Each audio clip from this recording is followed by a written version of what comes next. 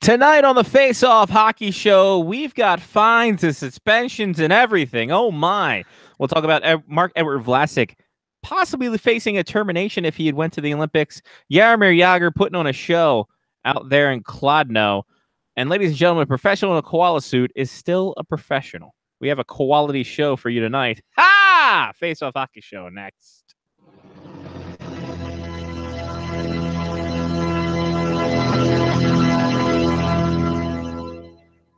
The following program is closed captioned for the thinking impaired.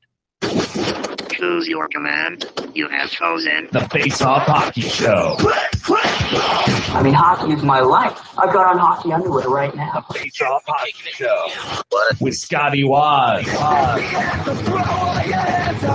Sean O. And a breakaway.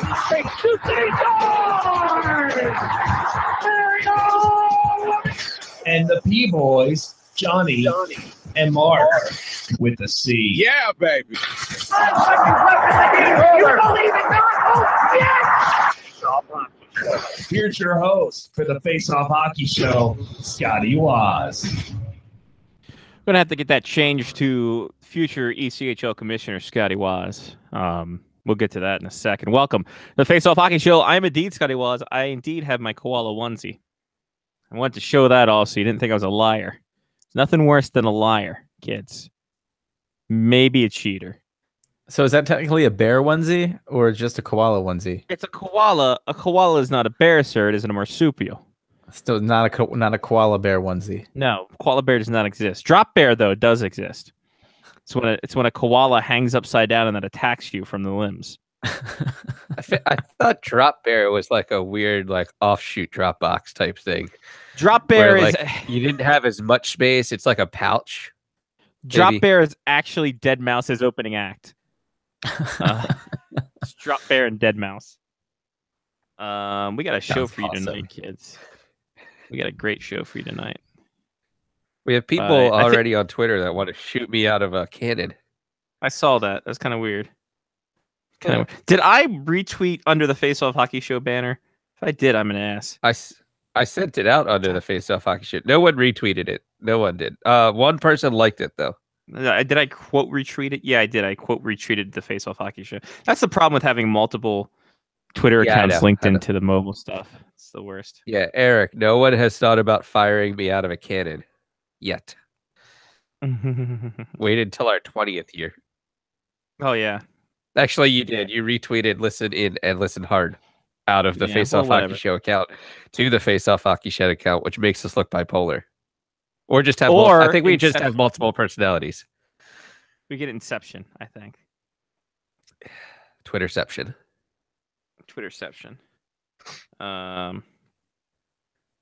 Anywho.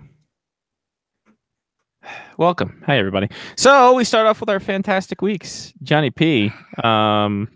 Week 3 with the mattress. Yeah, congratulations. Yeah, it's awesome. Not gonna lie. I've been. It's sad how much more productive you can be when you don't work. You mean in life? Yeah. Because I got a bunch of stuff cleaned in the basement already. I have plans to take more things out of my basement, like old TVs and entertainment centers and such that I don't use down here, in hopes of in the spring, summer, finishing said basement, putting in a bar, a good studio area. Maybe this is year 6 of a 3-year rebuild, folks.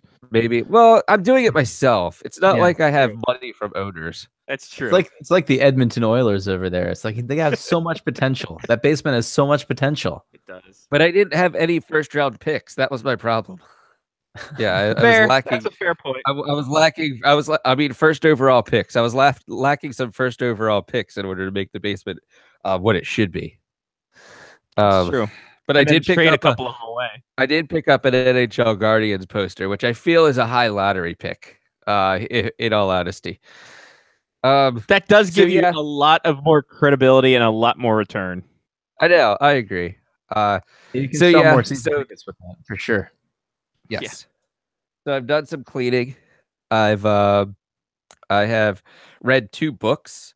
I read Ready Player One in a couple of I days. saw you, and but you enjoyed that. I like that book. That was a good book. The movie's coming out shortly, and apparently a second book. So we'll see how that goes. And I finished tonight the Subtle Art of Not Giving a Fuck. So another good book. You're 2 books down already this week. Yeah. 2 books That's already. This week. ridiculous. Who are you, Jen? Like 2 books down. I think I'm gonna start a book about asking questions next. It's I'd have Why? to get it. It's that's from called a trivia book, Johnny. Right. That's not a book. That's It's just an old. It's a book by a CNN correspondent who talked to like Mahatma Gandhi and like a bunch of different people, and it talks about how to ask questions correctly so that you can get answers when people don't want to give you answers, type of thing. And I feel like that would be fantastic in the line of work that I'm in. So since I need to ask people how they think computer systems should work. Nice. And these are people that just use computer systems, don't like program them and such. So yeah. So I think I'm going to start that one soon. We're going to test drive a couple cars, maybe 3, down in CarMax next couple days. I decided to get going today. It was raining all day today. And although test driving cars in the rain is a good idea, you get to find out how they handle. Not exactly smart when you're test driving like new 6-speed manual transmission cars that you've never been in before. yeah. No, usually that's kind of not great. Not a great way to. I'll wait. I found out that Anne Arundel County took mattress and box spring from curbside. Hey, Put them out for the trash. The trash men were just like, all right, cool. Threw them in the back, crunched them all up, good to go. Oh yeah, that's the best part when they just throw them in there and they push the button like 3 times and they smash them like Shredder. Yeah, Well, you especially the hope- box you hope spring it because was- that was all like wood and stuff, so it was making like cracking noises, like like. but you hope it was them and not just. Did you get confirmation No, it it was was them and them. not They some were hobo? outside. They actually had to back the trash truck up to it so that the people didn't pick them up. Even though I physically carried them out to the curb myself, the 2 people that were on the trash truck didn't want to pick them up and throw them in, so they backed the trash truck up to it. Was it Charlie Sheen and Emilio Estevez? Was this a? I didn't think so, but it could be. That'd be great. What was that movie Yeah. called? Men at Work. There it is. But sleep stats for the week. There we go. Overall, last 7 days, I've averaged 9 hours and 52 minutes of sleeping. That's Yeah. it? And you're off work and you're only averaging 9 hours and however many minutes. That's crazy. Yeah, it's weird. I've actually I've started to go to bed later, but I'm waking up at around the same-ish time. Each day. My sleep levels have gone up though. I get almost 8 hours of average light sleep a night. which is probably Interesting. weird. So average lights. How many settings of sleep are there on this There- app? Well, deep sleep, light sleep, and you're awake. So on average average, light. I'm awake 16 minutes of the 9 hours and 52 minutes. I am asleep I have light sleep for almost 8 hours, 7 hours, 55 minutes, and an average deep sleep of an hour and 40 minutes every night. All right. You're the worst. Why? Like as a person or just because I sleep more than you? Both. Both. Just the sleep. Okay. Well, so yeah. So if anybody out there has any ideas, send me Twitter requests for new books that I should check out. Because yeah, I've been holding off. I got Ready Player One probably a couple years ago at this point, and have just never sat down to read it and knocked that out in like 2 days. It was good. I liked it. Good riddles, good 80s pop culture. And yeah, movie's coming out soon that doesn't look anything like the book. Well, there you go. Well, is that not how Hitchhikers was, or am I misremembering? I have never read that actually. Okay, well, all right. Well, sounds good, Johnny. The winter of John is continuing. I'm telling you, in a big way. another couple week. Well, at least another week, another weekend. 10 more days. 10 more days of the winter of John. Next Monday, I have to go for drug testing. I'm assuming because of the Olympics. Yes. No. Obviously. And then the Monday after that is when I start my new job. Well, nice. Good deal, brother. Mark, sleep stats 9 hours ish For the week, yes. Okay. All right. Well then. Yes, that's probably about right. Boy, howdy. So yeah, we're doing good. I don't believe you for some reason. I don't know why. Panda Watch 2018. Yeah, I don't know. We're good. We're good here. We're good here. Brittany's cousin Nikki is in town, so she's been helping out around the house. Does McClure know this? Doing the baby things. Yeah, that's about it. I don't know what else I did this weekend, to be honest. I forget. Did I do anything? I didn't do anything with you this weekend. Oh, it was Elon's birthday this weekend too. Yeah, that's no, good. Dr. Bright. Yeah, good for I him. went out on Saturday to watch soccer, and then we went out to a German pub for Elon's birthday. Very nice. Good times. Yeah, nice. That's all I got. I mean, I wish I had more things to be entertaining with, but I don't. This is my life now.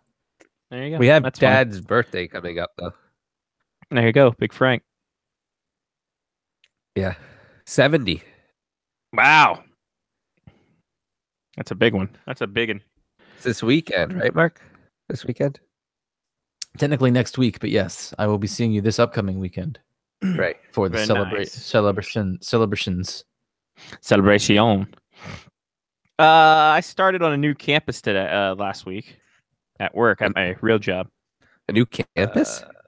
Yeah, we have two campuses. We have the main campus and we have our south campus, which is for specialty stuff for like big ortho cases.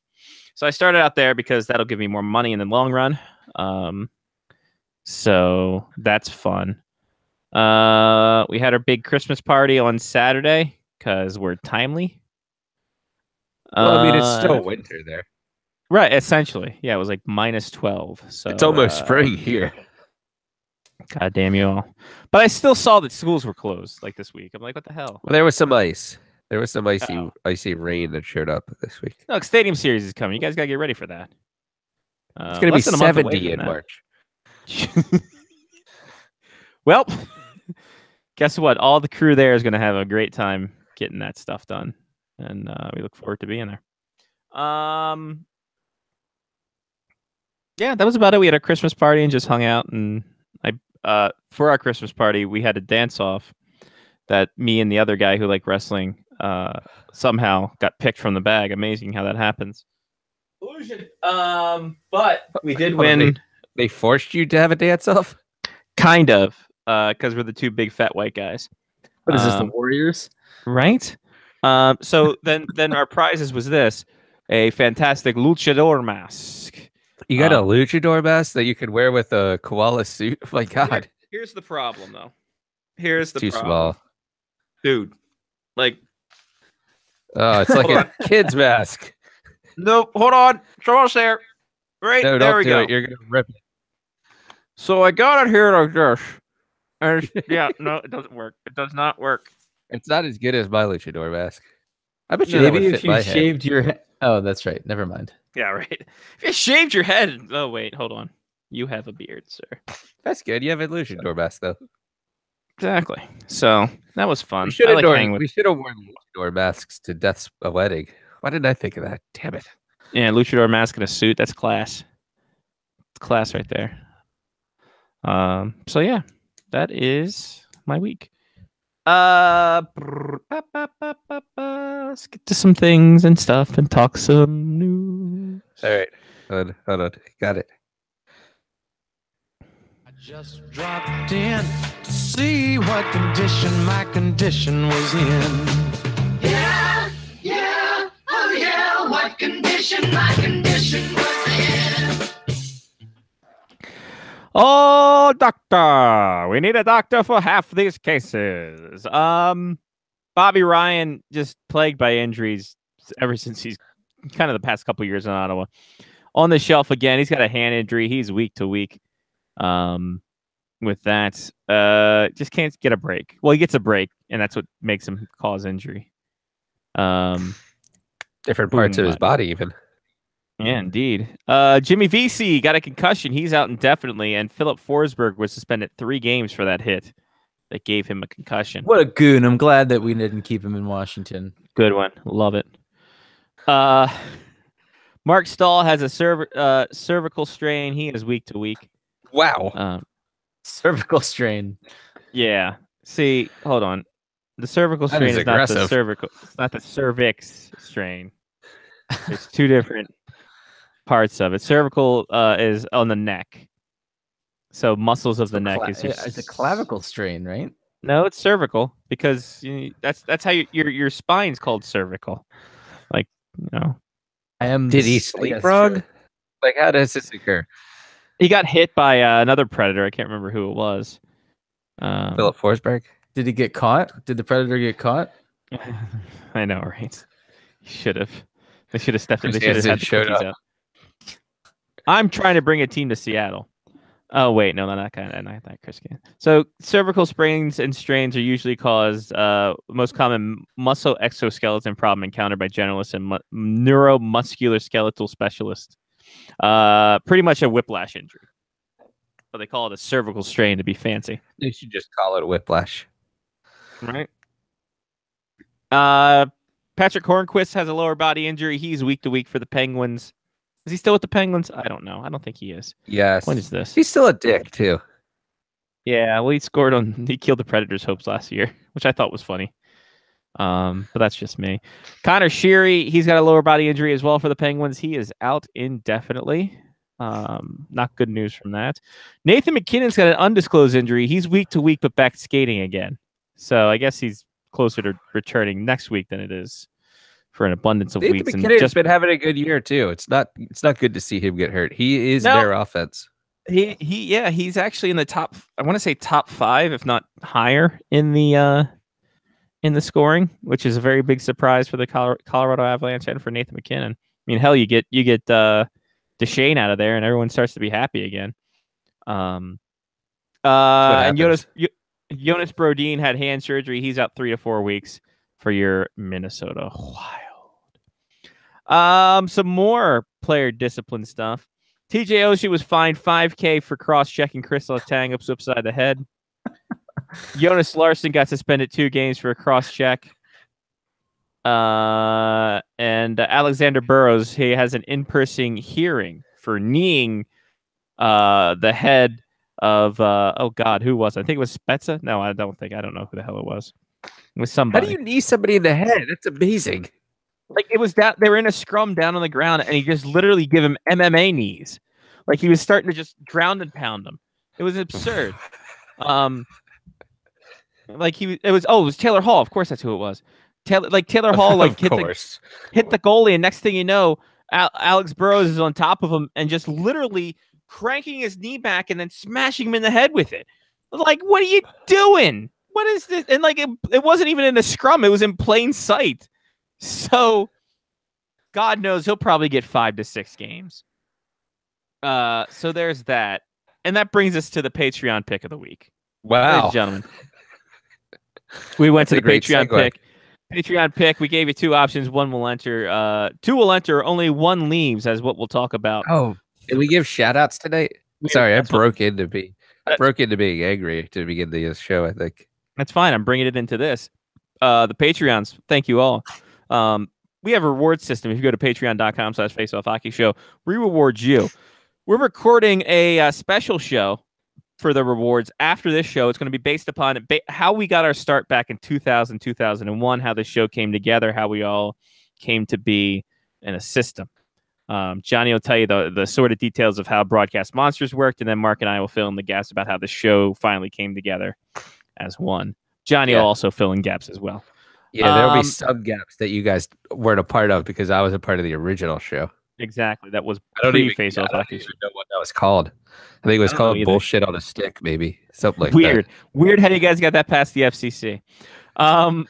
Thanks to Brian, Damon, Mark, Trista, Matthew, Ethan, Chris, Mitch, Angela, and Sean for joining our Patreon. Patreon.com/FaceOffHockeyShow. You can get in there. We posted this week. It was the 2 will enter, 1 will win. Fixing the player safety issue, the just weirdness that is what's a suspension, what's not a suspension. Also, did Jaromir Jagr give up on Calgary, considering he had 3 assists in his first game at Kladno? It's a bit of a drop. A little bit. So the one that won out was the consistency. Can anyone fix the consistency of player safety? And this is also after TJ Oshie, after he got fined. After he got fined, he criticized George Peros, saying that it was I'm trying to bring up the quote here. It's hard to figure out what you're going to get fined, suspended, what you're going to get fined or suspended for, and what you're not. So Oshie said, "I agree it's a penalty, but I don't look down and target. First of all, I don't hit his head. I don't know what replay or secret angle they had. I got him in the back of the trap or the neck." Okay, maybe that's fine. But Oshie said it's hard to figure out what you're doing and be fined and suspended for. I don't want to get my emotions too much into it. I got a concussion over a month ago after I got hit. I don't know what the norm is. You get like 0.8 seconds or something. I got hit close to 4 seconds after I had the puck. Not only that, I got a concussion on the play and I was out. So, and there was nothing on that. That's true. Butt check by Joe Thornton. Joe Thornton did not get suspended for that. Is there a way you can consistently get anything going on there? Like, because unless you have someone who's outside of it, the situation and outside influence to determine what's a suspension or what's a fine, I don't know. I don't know if there's any consistency with so this. My problem with this is that it's completely subjective. Yeah, exactly. That's going to be There's literally no objectivity to go along with the Department of Player Safety. Like, maybe what you should do is maybe add an older referee who's retired from the game, like a Kerry Fraser. Maybe who's retired in the past like couple years. Would like to still be part of the game, possibly, and this is how they're still part of the game, is through the player safety, and that they can bring some sort of neutrality. I don't know how like legalese maybe like bring rules to the game I think with what you're trying to say is someone who is officiating, who knows what the letter of the law is for the most part when it comes to what an official sees and what they think intent is and stuff like that. And the reason I say that is because refereeing is solely based on subjectivity. You have guidelines, for lack of an easier way to say that. Rules are nothing more than guidelines. They're like, this is how the game should be called. But the way that you see the game is completely different than the players who played it, the coaches that are behind the benches, or any fan has ever seen it. And I know that firsthand from refereeing soccer. I watch soccer in a completely different way than everybody else I know. And it fully stems from the fact that I refereed at a very high level in college soccer. So I think maybe that's the next step. Maybe the next step is that you need to bring more people into this, more people that can see this in more of an object way. It's not as subjective in the way that the referee looks at it, because the referee is going to look at it and say, yeah, he's not really intending to do that. Like the match penalty that he got, or the 2-minute penalty that he got, or whatever he got on it is sufficient. There's no reason to fine him. Whereas a player is going to look at that and say, he just cross-checked somebody in the neck. We have to fine him for that. You know, like, right. I think that's the next step, is possibly getting somebody else on this who is more objective in their views. And I would think that a referee is the only way to do that. See, I like where you're going with that, but I don't think that's the only way to do that.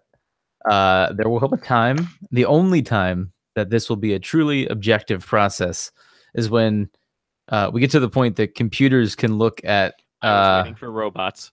Computers can look at plays, you know, call it whatever you want to, machine learning, AI, whatever you want to. They can look at hockey players. Allen Iverson? Practice.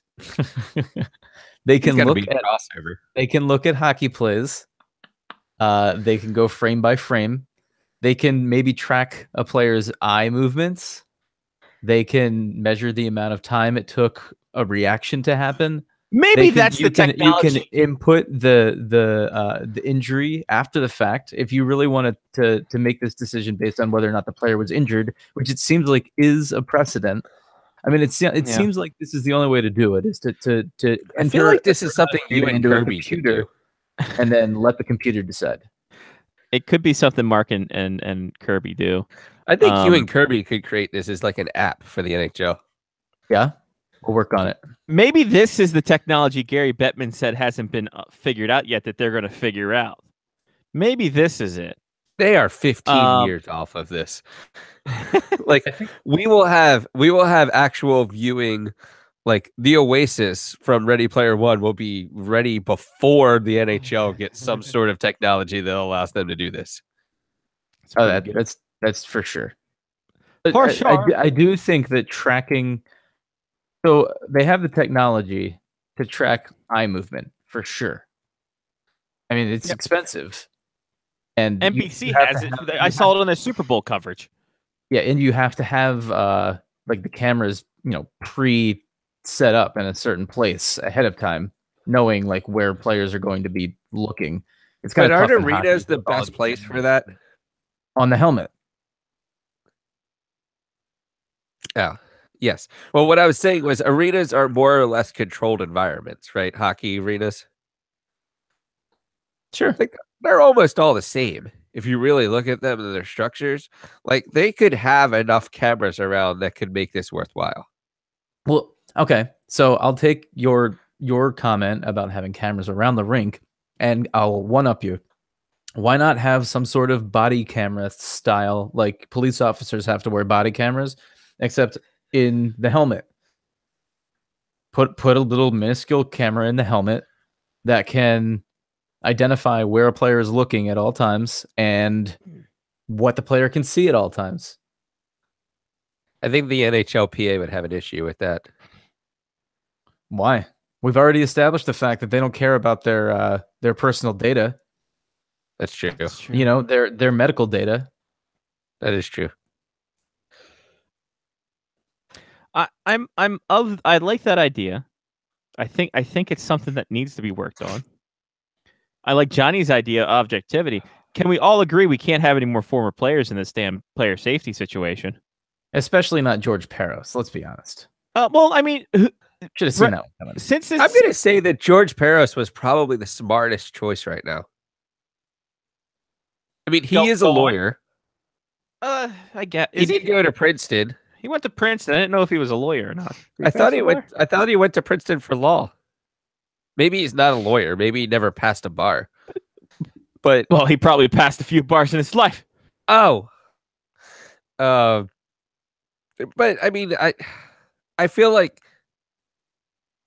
he majored in economics, FYI. All right, well, forget that. His senior thesis was on West Coast longshoremen's labor dispute.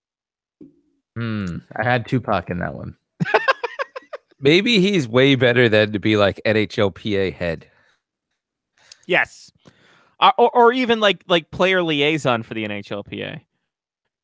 I think since everyone was spoiled with Brendan Shanahan at the head, and then I think from there with Stefan Quintal, with George Peros, it just there's so much expectation to be, I guess, as good or as scholarly as Brendan Shanahan was, which is odd for a guy who went to Princeton and not to be scholarly, but I guess scholarly in the hockey sense. I don't know what I'm talking about. The point is this. Go ahead. The point is this, is that I think when you have a former player in there that didn't have the respect from people in general, outside of, oh, this guy's a tough guy, he's a fighter.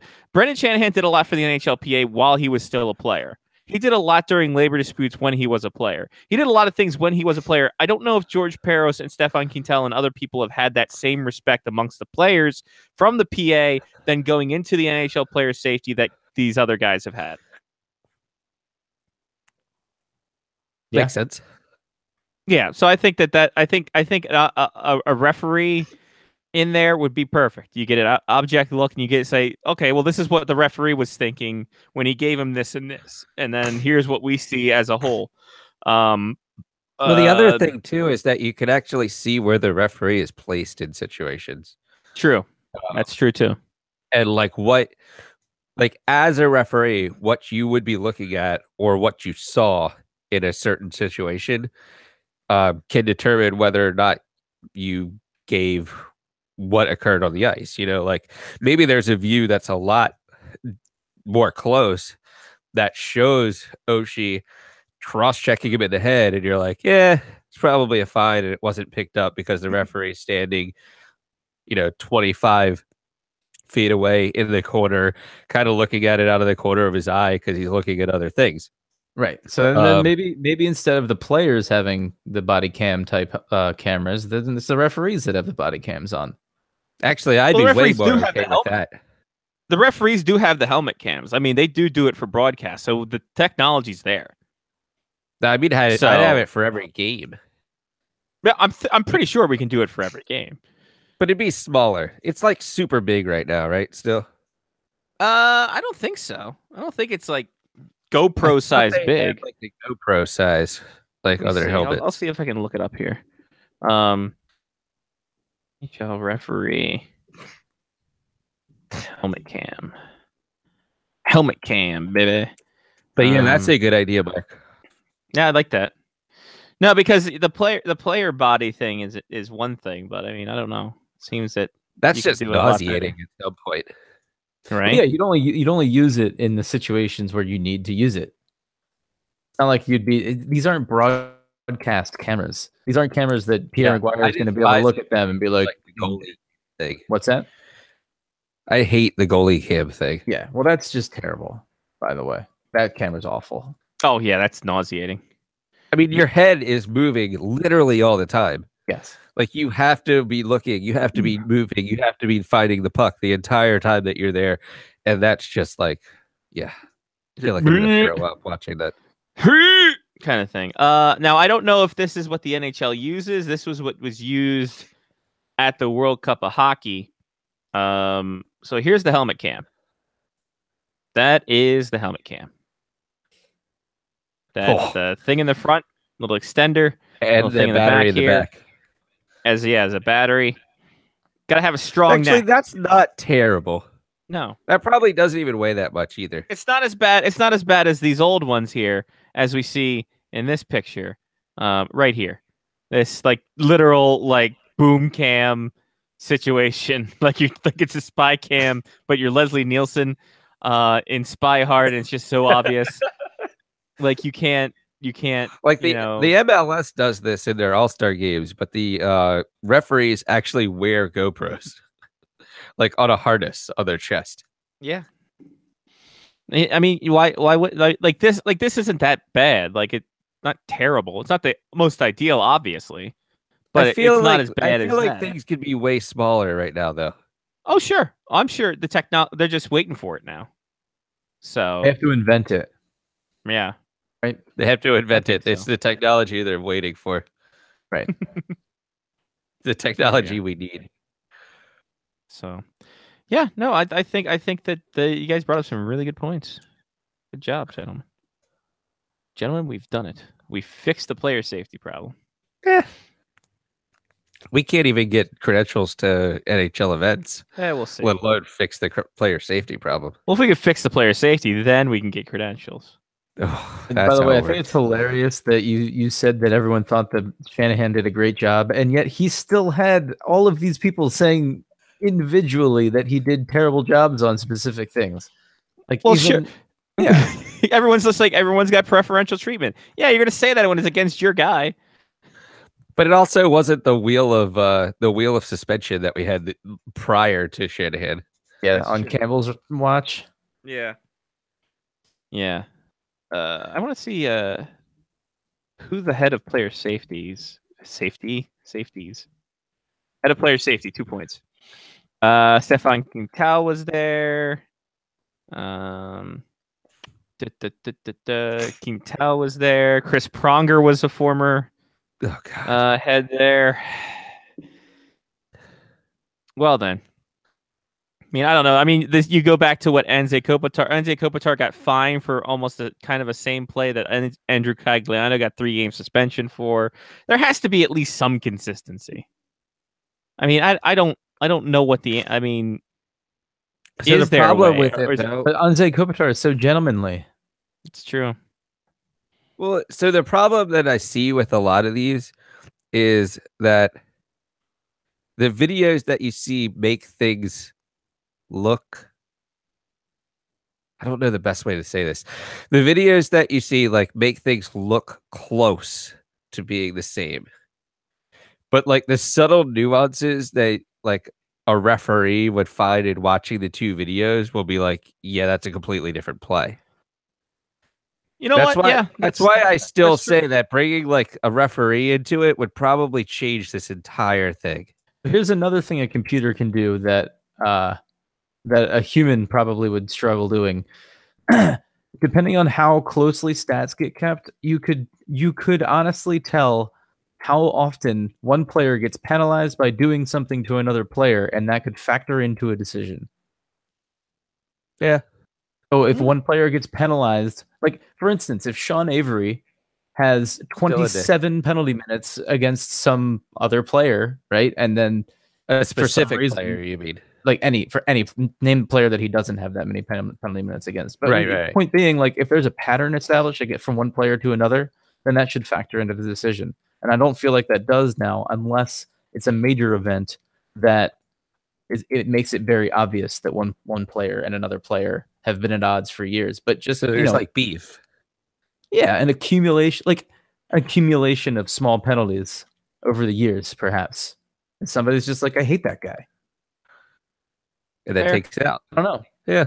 And the I agree with computer that. would be able to look at that. Yeah. Yeah, I like it.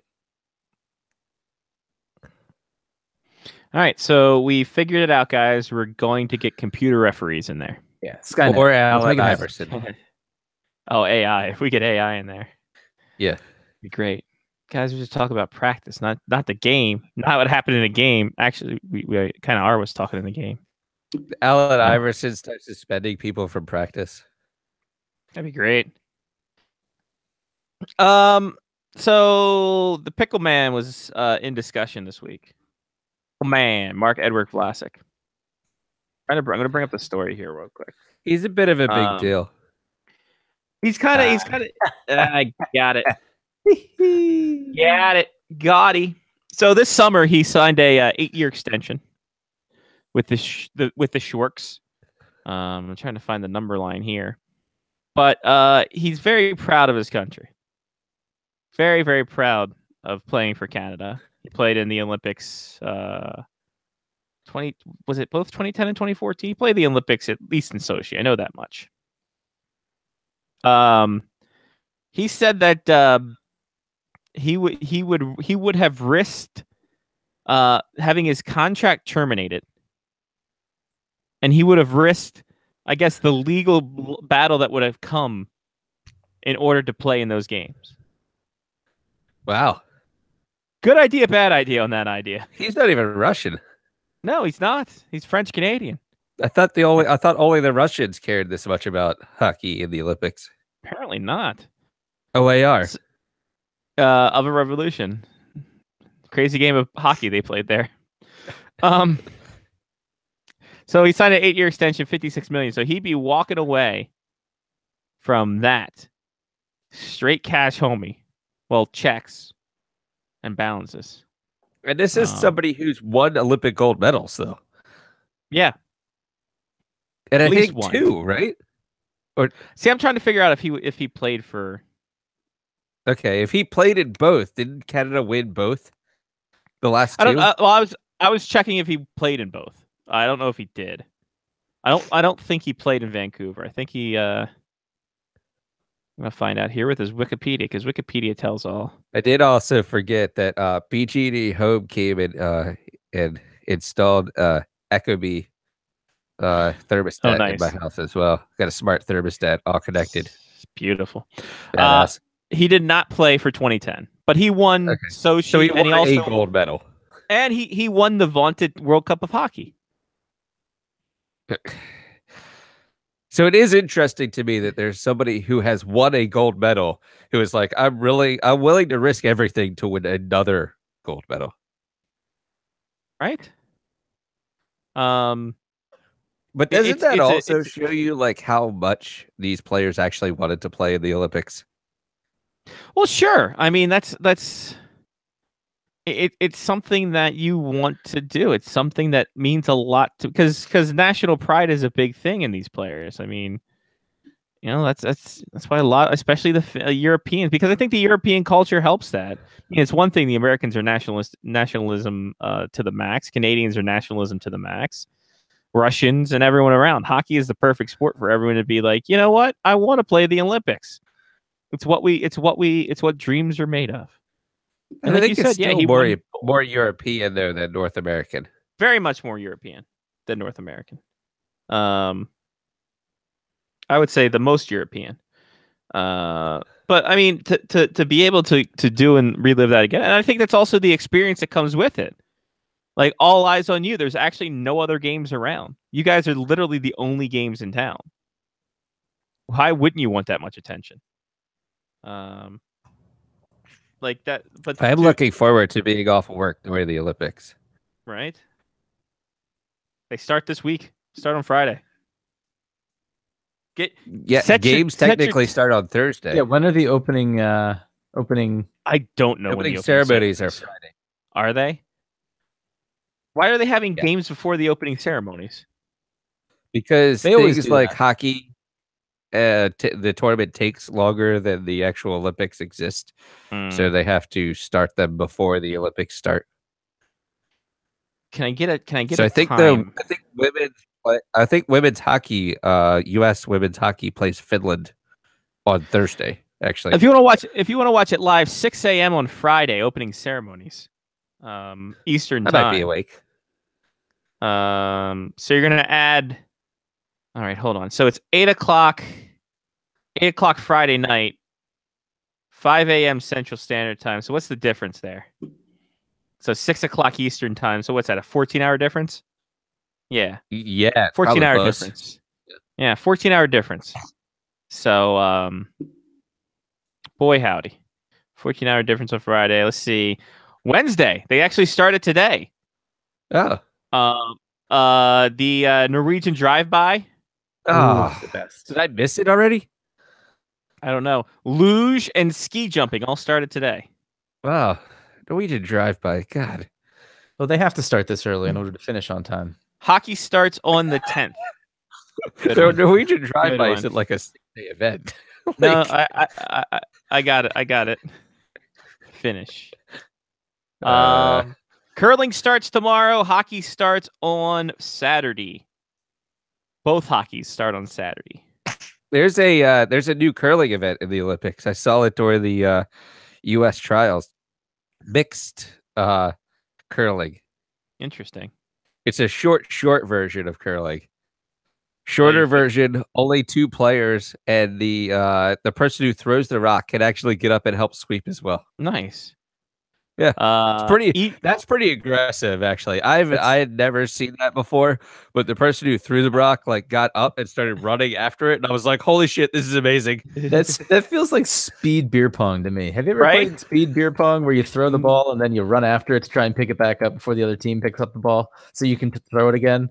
No, but sounds fantastic. I feel like, you throw the ball, and if it bounces off the cup and you get to it first, you get to throw it. Whoever has the ball in their hands gets to throw the ball. That's how speed beer pong works. Well, possession is 9 tenths of the law. Curling is like, you just chase the rock down the thing, and and you can pick it back up and throw it again if you want. Exactly. But you know what time of year this is, right, Johnny? February. What time? It's time Eve is it? Muirhead time, baby.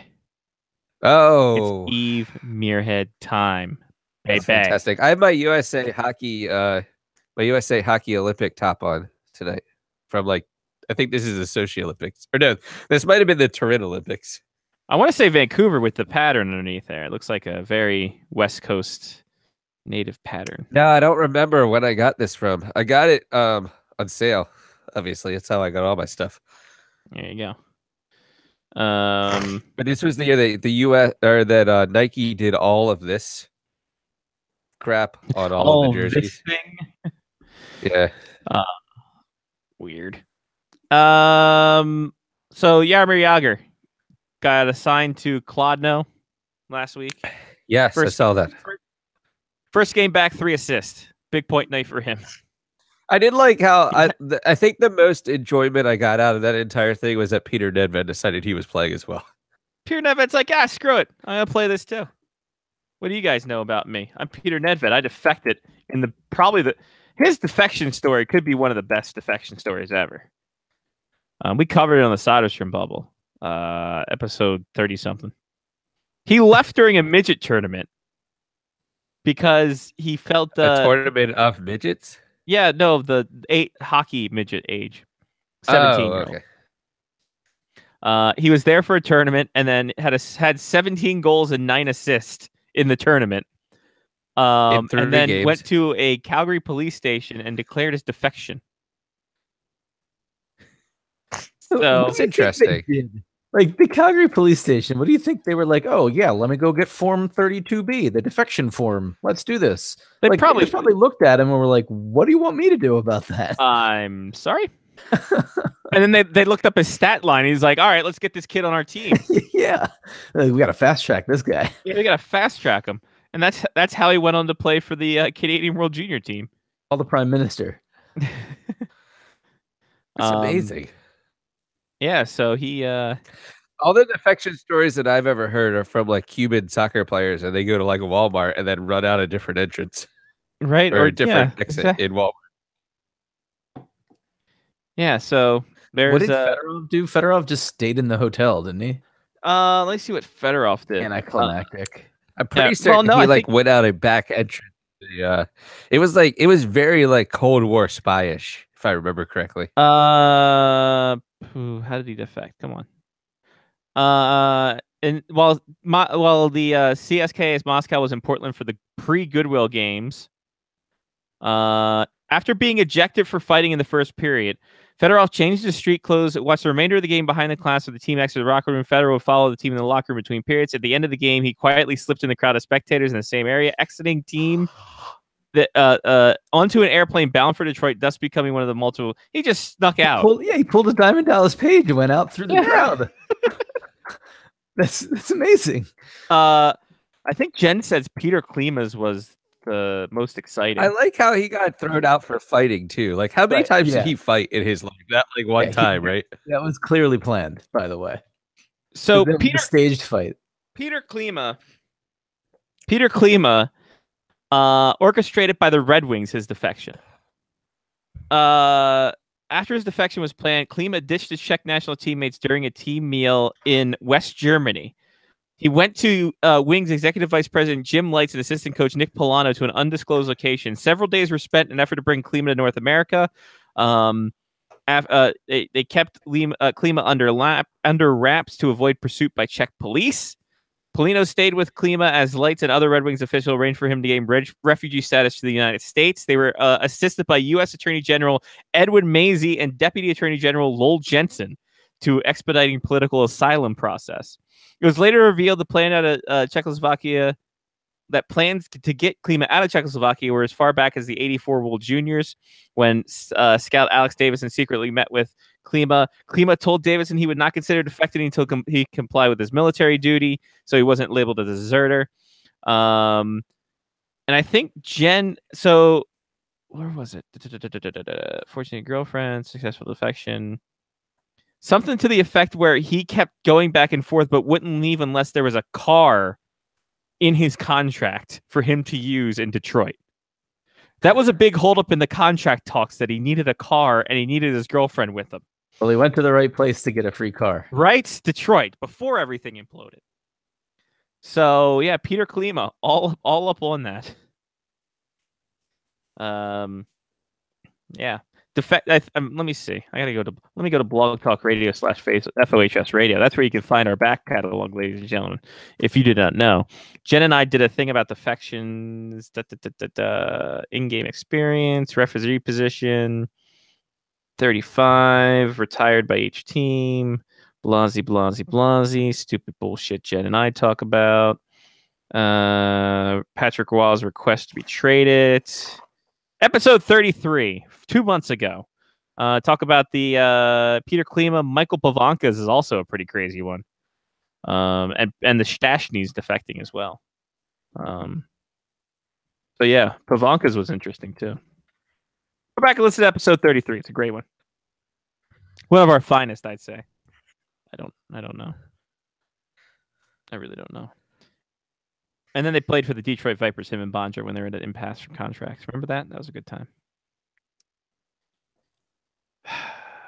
Pavanka, underrated as a cap? What do you think? Not given the necessary love? Yeah.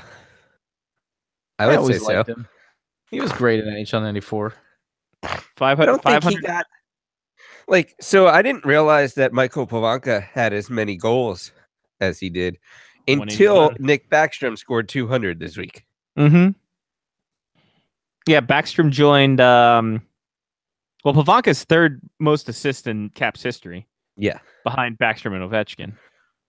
But yeah, like Pavanka, or I'm sorry, Backstrom joined Ovechkin, Bondra, I think Mike Ridley as the only Caps with 200 goals, and Pavanka had 181 for the Caps. So, I mean, like, very underrated guy. Well, the Caps had 5 total Partner. when it came up that were over 200. Yeah, it was. I think it was Ovechkin, Backstrom, Gartner, Ridley, Bondra. Yeah. Yep. Semin 197, Ben Gustafson 196, Dave Christian 193, Bobby Carpenter 188, Dennis Maryuk 182, and then Mr. Pavanka at 181, just outside the top 10. But yeah, I feel like Kelly Miller got more pub than Pavanka did. I think Kelly Miller did. I think Kelly Miller got more than he should have, in all honesty. I love Kelly Miller, grinder to the end, but I mean Mike Ridley, like that dude was aces. He was on that Goalbuster poster with Dino Ciccarelli and Jeff Courtnall. Remember that? It was a great time. Yeah. I don't know. I like the Capitals from my era, except for the Don Beaupre era. That was a pretty scary era. Natural gas heats best. Yeah. I mean, at least Mike Liut was there. Mike Liut was there for a time. That was still I still remember that.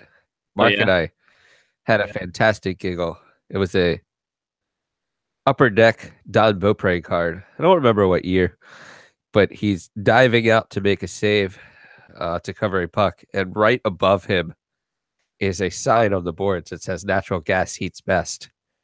We thought that was hilarious because it was like right over his butt. Nice. Yeah, we were very mature as children. I think it was a 1992-93 Upper Deck.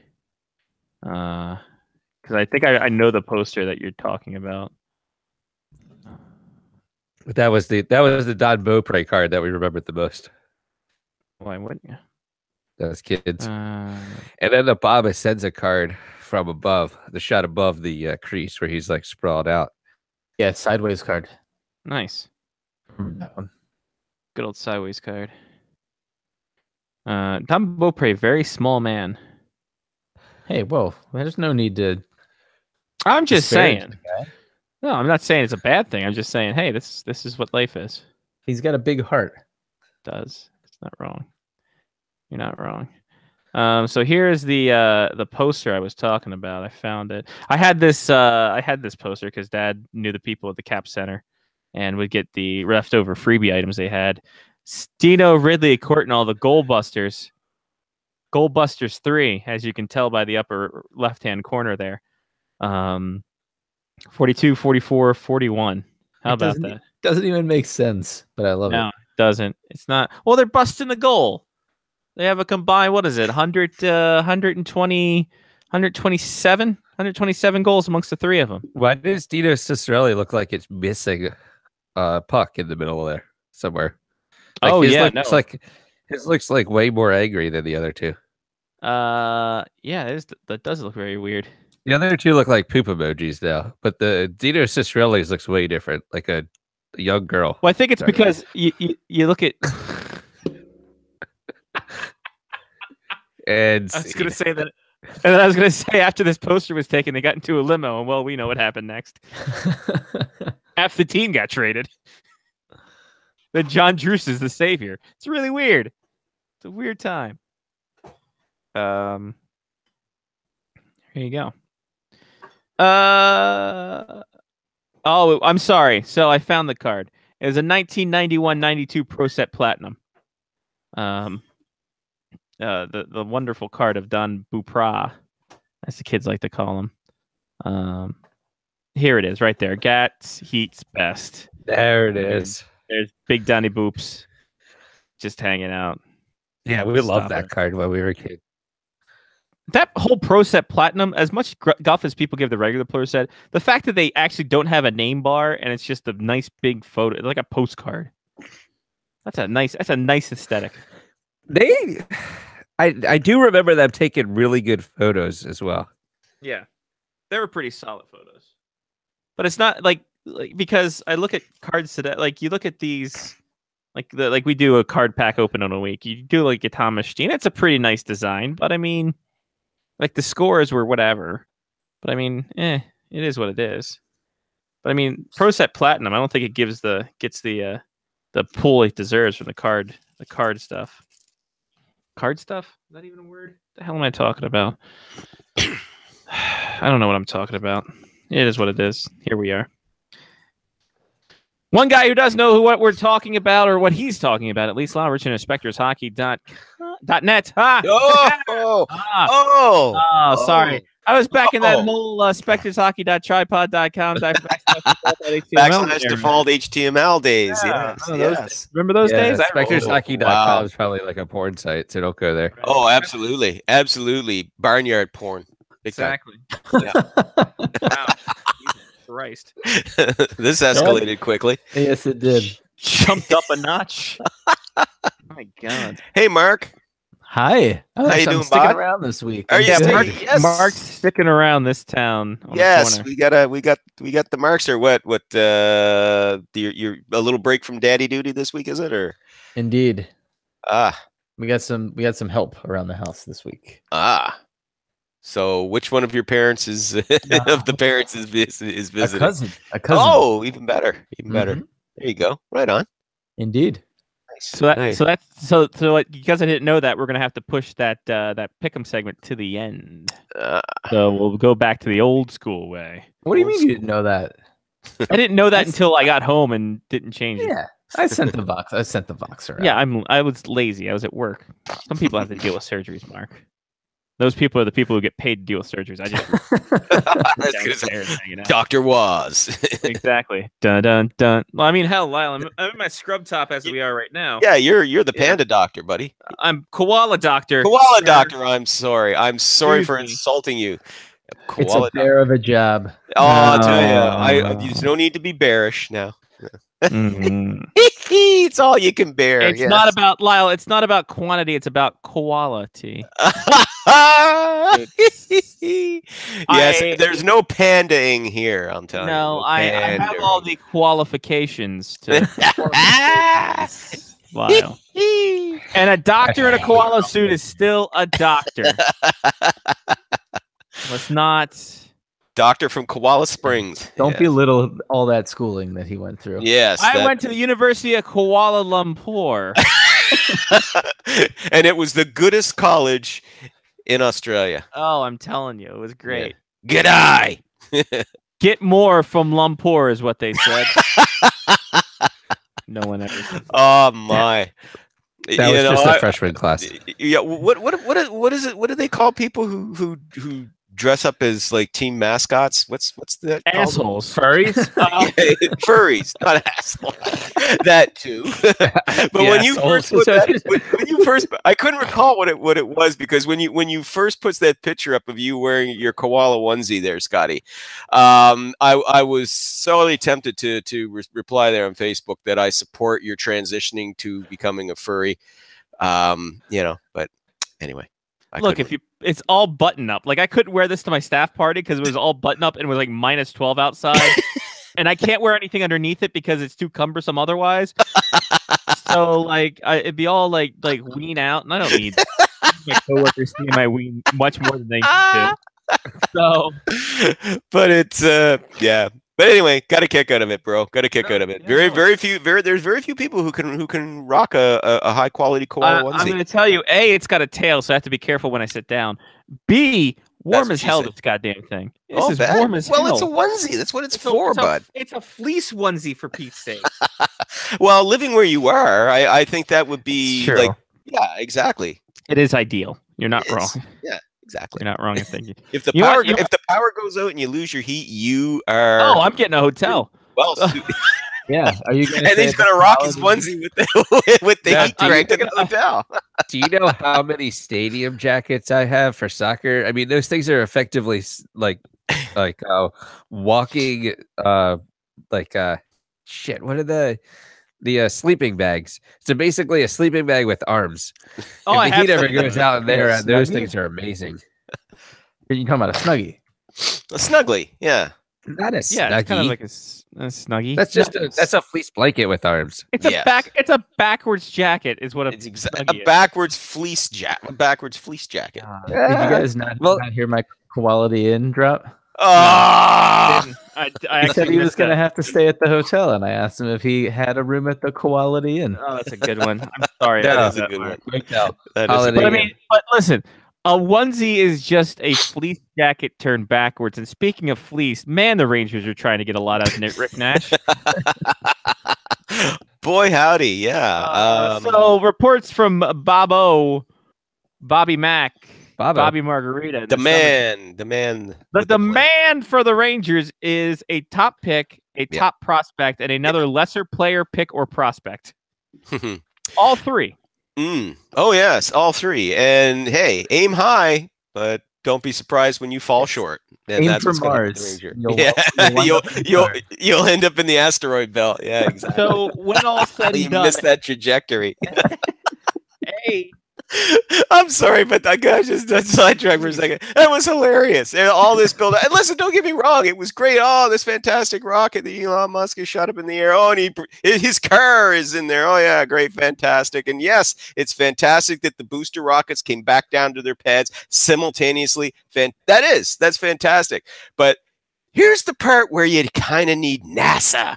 Once you leave Earth's orbit and you're aiming for a planet, you got to make sure you get the scientists to understand how trajectory works. My NASA were the ones that did their computations in kilometers instead of miles once, so we really can't rely. Well, on yeah, but I would still put. I'll tell you, I would still put my trust in them than I would say, oh, the Chinese or the Russians or I don't know, Elon Musk's current staff. I mean, again, great rocket. You got the boosters back, but trajectory. To be fair, and then we'll move back on to hockey. But to be fair, I believe that the success rate for actually landing the thing on Mars was pretty pretty low to begin with. Oh, sure, but still, if you really care. But if you're aiming for a planet, Mark, if you're aiming for a specific planet, would you not want to have the correct calculations of how to get it, how to wind up in orbit around that planet? Doesn't that effectively turn into like a weird game of Angry Birds? At some point, kind of. It really does. It does. I think you're right, I overshot that one. Let me throw the next one and hope this one hits. All right, so that one wasn't so great. Let's try the red one. Yes, and if I hit this button, you know what? What I need the yellow one, and if I hit this button at the right time, it'll speed up. How's that, guys? There you go. God. But back to Nash, yeah. So speeding up. Rangers want to speed up this rebuild in a big way, as we are T-minus 3 weeks, 2 weeks, less than. You're looking at just a little over 2.5 weeks. So 26th. 26th. Today's the 7th, so you're talking 19 days. Ladies and gentlemen, we got 48 days There you until go. the trade deadline. 48 days in kilometers.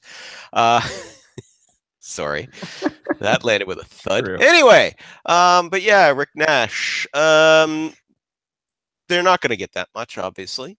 If you want to look at sort of a comparable player, if you will, you could just look back 2 years ago to when the Rangers were buyers and they got Eric Stahl, who was actually younger back then, obviously, but younger than the 33, which is what Nash is right now.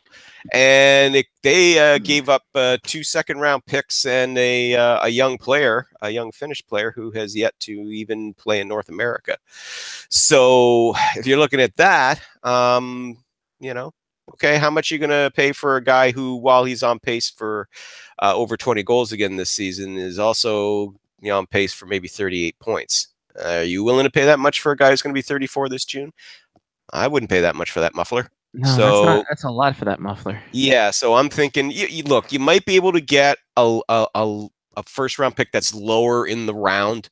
Like let's say if it's a team that's an obvious cup contender. Let's just say somebody like Winnipeg or Nashville decides to go after him. I mean, where they are in the standings right now, their first round pick that could end up being bottom 7 in the round. Okay, so if they're willing to part with their first round, because both teams, both those clubs got a lot of young talent, if they're willing to give up that pick in a rental and maybe a prospect on top of it to get Rick Nash, yeah, I could see that, but they're not. I can't see them getting 3 pieces for him. I just can't. That's No. way too much. Rick Nash is not the Rick Nash that he was, 3 years ago when he put up 42 goals. So you're not going to get that much for him.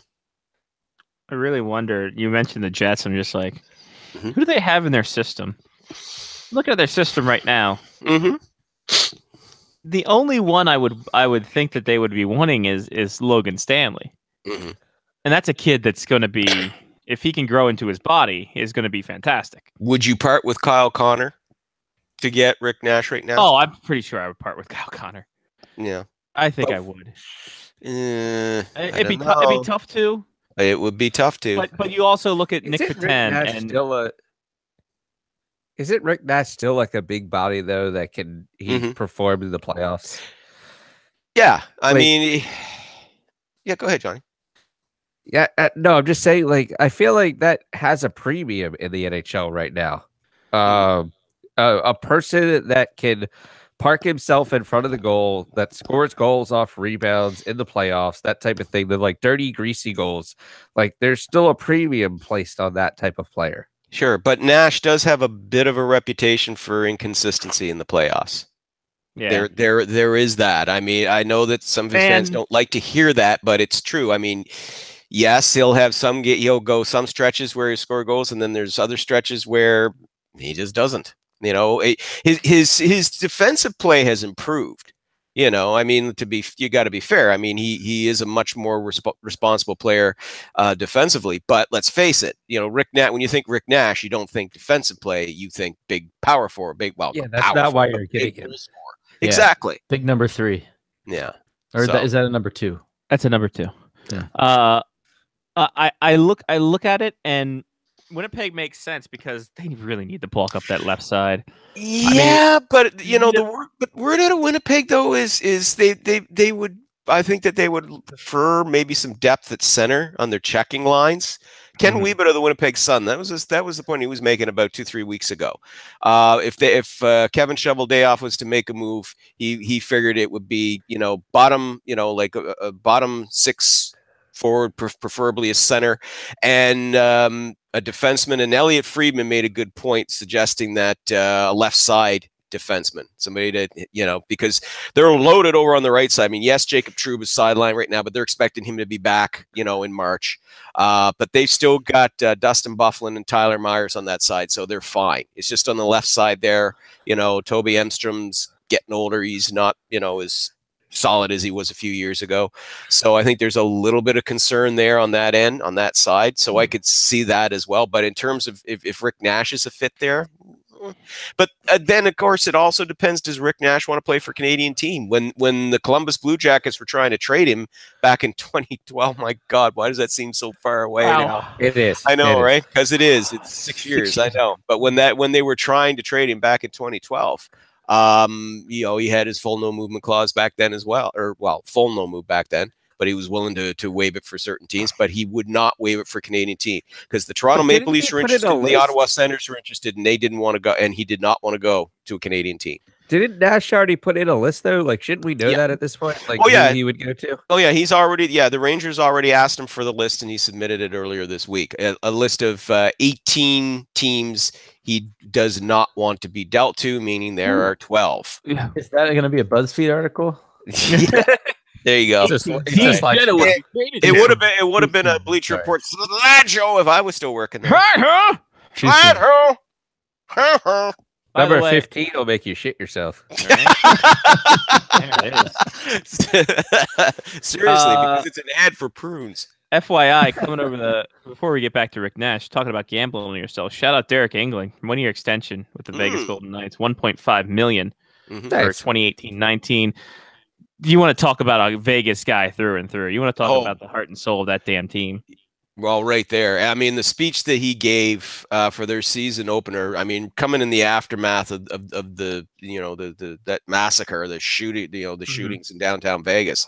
I mean, that really kind of helped rally not just the team but also the community, and it was the initial really introduction, if you will, to that team to the community, and both sides have taken each other to their hearts, and England, I mean, he's one of the leaders on that club. I mean, when we talk about guys like James Neal and David Perron, who are unrestricted free agents, and could they be traded? Well, no, they're not going to be traded because they are leaders on that team. And Derek England, of course, is also one of the big leaders. I would say he's the voice in the room.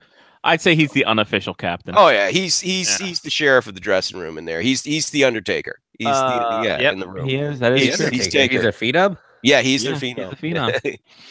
But he is also undefeated at WrestleMania, Derek England. There you go. So yes. Hell, I'm undefeated at WrestleMania. Right? I'm 0-1. I lost it was a weird time. Well, Rick Rude with the neck breaker. Well, but you went in as Kuala Lumpur, and see that's exactly. That was weird. That was offensive too. That was during that Attitude Era where they didn't exactly. Yeah, when everything was discriminatory against koalas back then. Yeah. Yeah, exactly. Well, hell, look at the Bushwhackers. Oh. That was New Zealand. Sorry. Hashtag we are also bears. We are also bears. Back to the Rick Nash thing and Winnipeg Jets thing. The West Coast is a grind too. Is a guy who has the history of injuries as Rick Nash undoubtedly has. Would he be prepared for a playoff grind like that? Well, yeah. Do you want it? Well, do you want to go to a Western team? I mean, listen, if the Jets, Nashville, that would be another good one that you could go to, sure. But it's like you said, it's a hell of a grind there. And St. Louis, another one. And, maybe he wants to stay with an Eastern team. Maybe he wants to stay close to New York. But I mean, there may not be many options there. I would say the best Eastern team that he could go to would be Tampa Bay, but I don't think that their need is for a forward. The word out of, from around the league is that if Yzerman goes shopping, it's going to be for a defenseman. So why not? Well, yeah, exactly. They don't have very many weaknesses, but they would like to shore up that blue line a little bit. But getting back to Nash, I mean, as far as Eastern clubs, I don't see too many destinations that he could go to. I hear, a couple of people have suggested Toronto, but Jesus, why is it that every time in Toronto they always figure they got to go get the shiny forward that's out there? Let's get the shiny thing and not go and get the thing we actually need to address our need, which is a top 4 defenseman. So, if Toronto's going to go after anybody, if you're going to go after a potential rental player, for God's sake, make it a defenseman. Make it somebody like Mike Green, or if you're willing to actually go after somebody with term on his contract for 2 years, go after Ryan McDonough, but get a top 4 defenseman. You don't need another goddamn forward. Thank you. Anyway, back to Rick Nash. Rick Nash to Toronto. There you go. Book it. Rick Nash to Toronto, and he'll be there as enticement. Don Tavares to sign with them this summer. Yeah, I was going to say, is he going to be on Stamkos's line? Oh yeah, sure. But like I said, I mean, it depends where he wants to. Like I said again, where he wants to go. If he wants to stay close, to New York, as I said, there's not too many conference, too many potential cup contenders there that could take them. Okay, all right, Pittsburgh maybe. But again, there's another team that the word is that it's changing, that things are changing there and evolving. I mean, they're scoring at a tremendous clip in the last 6 weeks, and the talk is fast for him. Yeah, well, exactly. That's why there's more talk of somebody like Michael Grabner.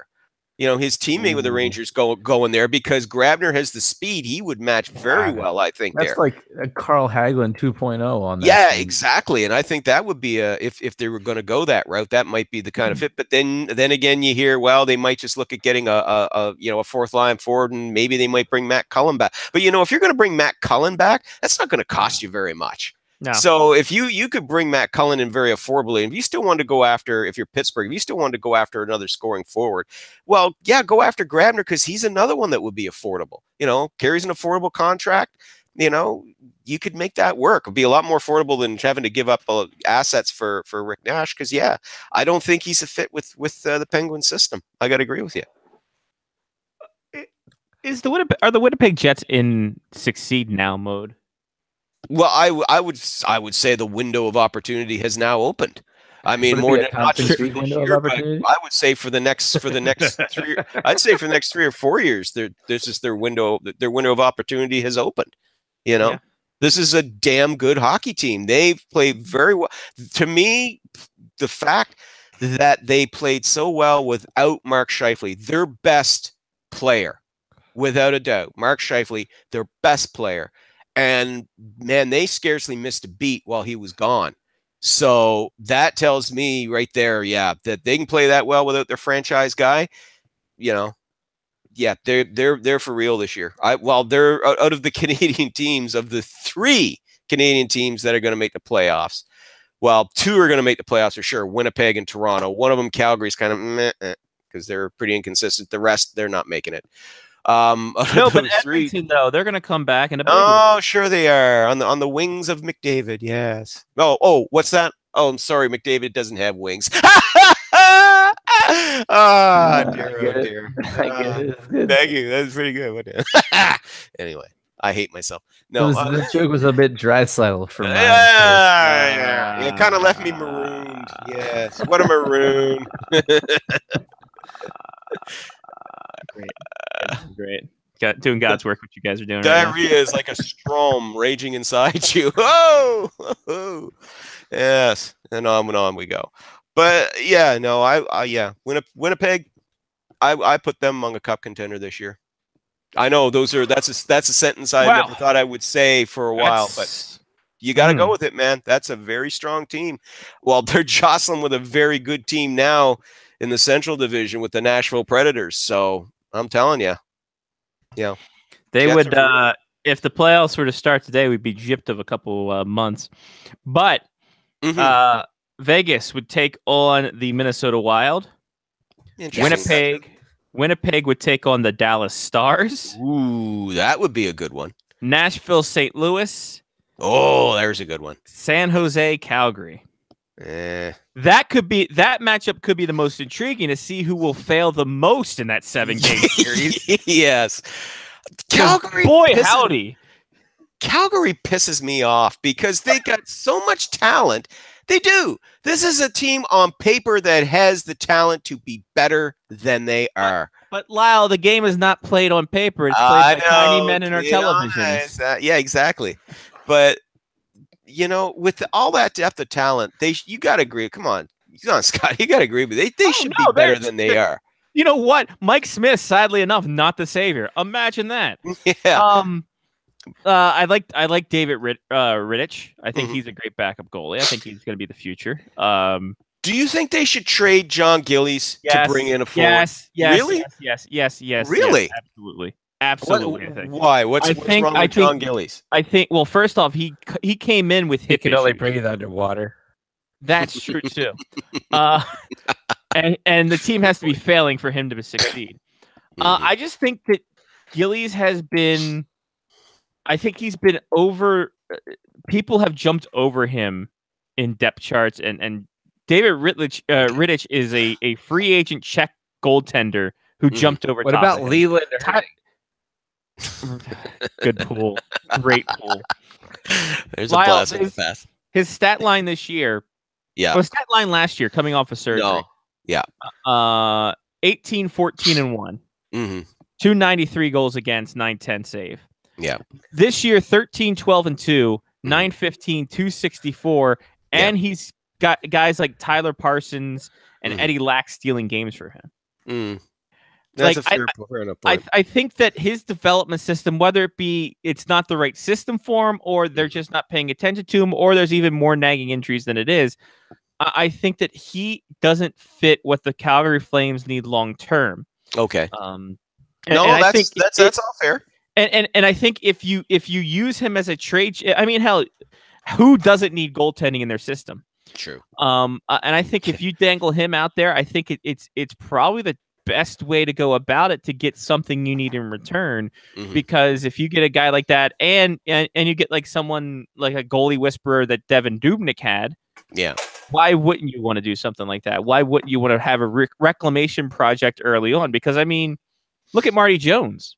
Yeah, Marty Jones, LA kind of, he was in a system with John Quick. The system didn't suit him. He's thriving in San Jose right now. Yeah. Well, he's head above water in San Jose right now. He has struggled since he got hurt there back to, was it early December? He suffered, it was a lower body injury. He hasn't been the same since. Seems to be playing a little better last couple of weeks, but boy, he had a stretch there where it was Aaron Dell was basically, stealing starts from him because he was just outplaying him. So but to your point though, Scotty, you make some good points about Gillies. I was kind of like, well, let's not be too hasty here, but you do make a good point about Rittich as well. I mean, as you said, I mean, he's moved ahead. I mean, let's face it, Mike Smith is there until his contract expires at the end of next season, I believe it is. Yeah. So he's not going to get another chance to get in there. So yeah, okay. Sure. Why not? And I mean, you got other guys coming up. I think, Mason McDonald is a guy who they're kind of fond on a little bit. He's in Kansas City right now. I'm sure he'll get some looks in Stockton towards the end of the season.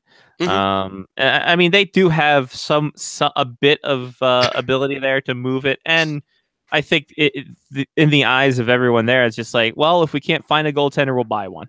But okay, so is he enough of a trade chip, though, to bring in, even as a rental, a scoring forward? Because that's what the Flames evidently need. They need a little more scoring depth. I'd say they need a little more scoring depth on right wing, because the left side, they're pretty solid on the left side. Yeah. With Gaudreau and Tkachuk, and after moving Bennett over there to the left side, I mean, Bennett turned his game around because he was struggling at center the first couple months of the season. They slid him over on the left side, and he's been playing a lot better there. So I think they're fine on the left side, but I worry about that depth on right wing.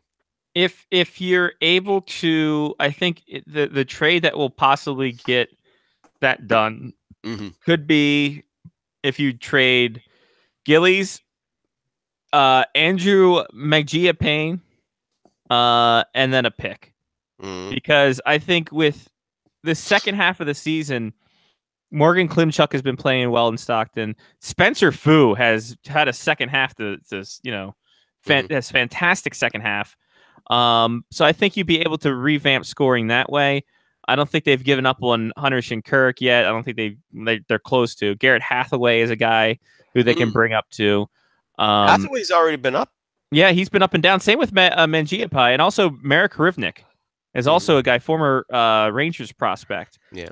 Still 26 years old. I think there's a lot of young talent they'd be willing to possibly part with, along with Gillies. Who do you think that they could get? Oh, Jesus. I mean, that's the thing. If you're looking on the right side for right wing, not a lot. Rental, no. I mean, Grabner can play both sides, I believe. Yeah. But do you think the system they have now is something that Grabner would thrive in? A speed, because let's be honest. Oh, Grabner would thrive in a speed. I think any team but any team that really pushes a speed game, I think obviously that's what's going to benefit Grabner. That they're going to look for a guy like Grabner because he's got wheels and he can. And let's face it, he scores 21 goals already this season. He had 24 last year. So I mean, he's on pace. He could hit 30. especially if he goes to a deeper roster. I mean, so I think he'd fit fine with the Flames, but he could also fit fine with the Penguins as well. Again, affordable. Yeah. Yep. I mean, looking up and down this thing, I mean, there's not really anyone there that's a UFA. That's a UFA. I mean, unless you're willing to go for somebody who's got tenure beyond this season. If you're looking at somebody like a Mike Hoffman, right? Because Hoffman can play both sides. I mean, I caught some grief about a month ago when I made the suggestion that he could play maybe on the right side. There, oh, he's a right winger now, is he? From a couple of them, I was like, well, he can play either wing. I know he's used predominantly on one side, but he can also play on the other side. He has in the past. So that's why I suggested we have done this before. Yes. So, perhaps somebody like that, if you're looking at guys that are, could be available on the right side. I haven't looked at his stats in a while. Michael Grabner could win the Cy Young this year. I know, right? 21 and 5. 5. He got another assist. Wow. 21 and 5 could get himself the Cy Young nomination this year. That's the pure Rocket Richard winner right there. No doubt. Like, come on.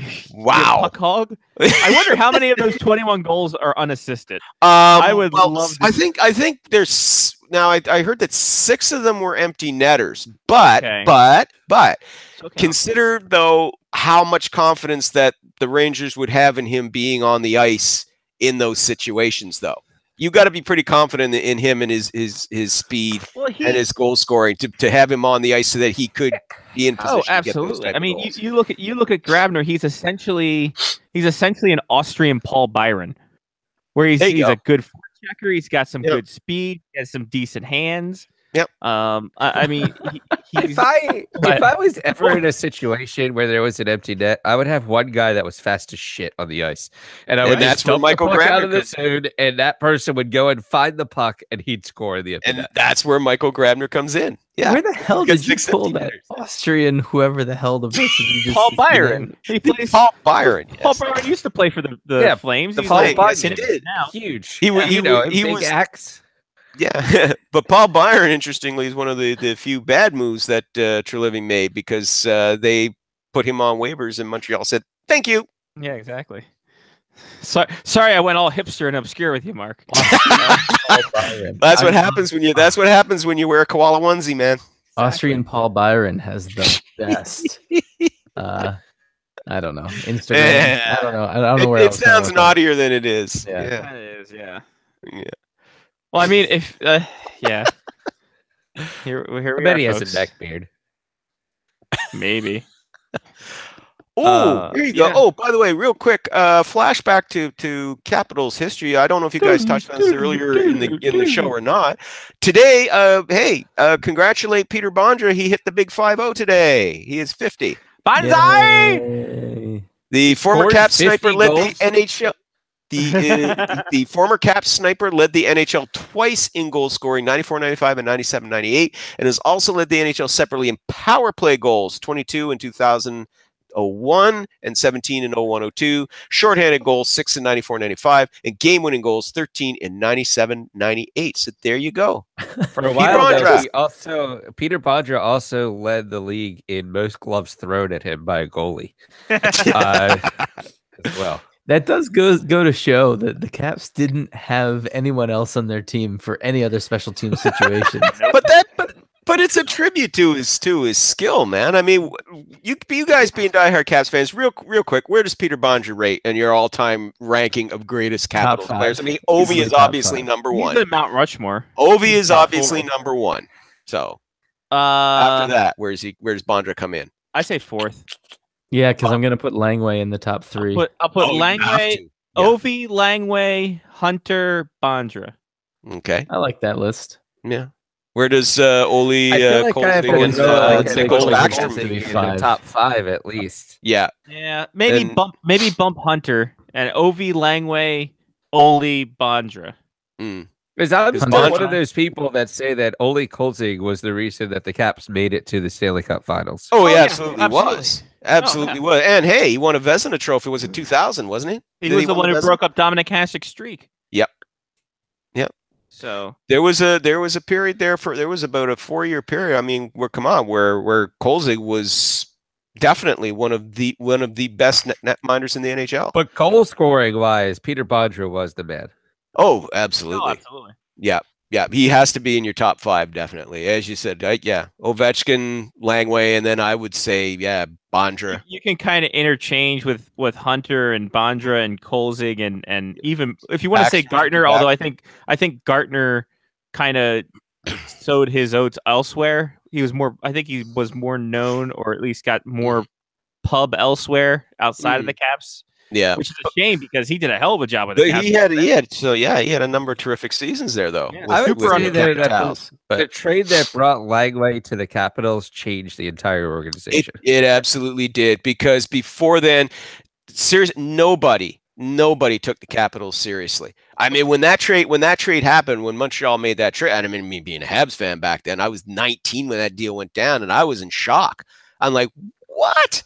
Why are you trading Lang? Now, of course, back then we didn't know all the he also the didn't details. have a mustache back then, so actually, he wore a helmet. He wore a helmet though. But the thing was, back then, I mean, we didn't have all the inside, info that you get nowadays. I mean, hell. But so I was in shock when that trade went down. It was like, why are you trading him to Washington, and for who?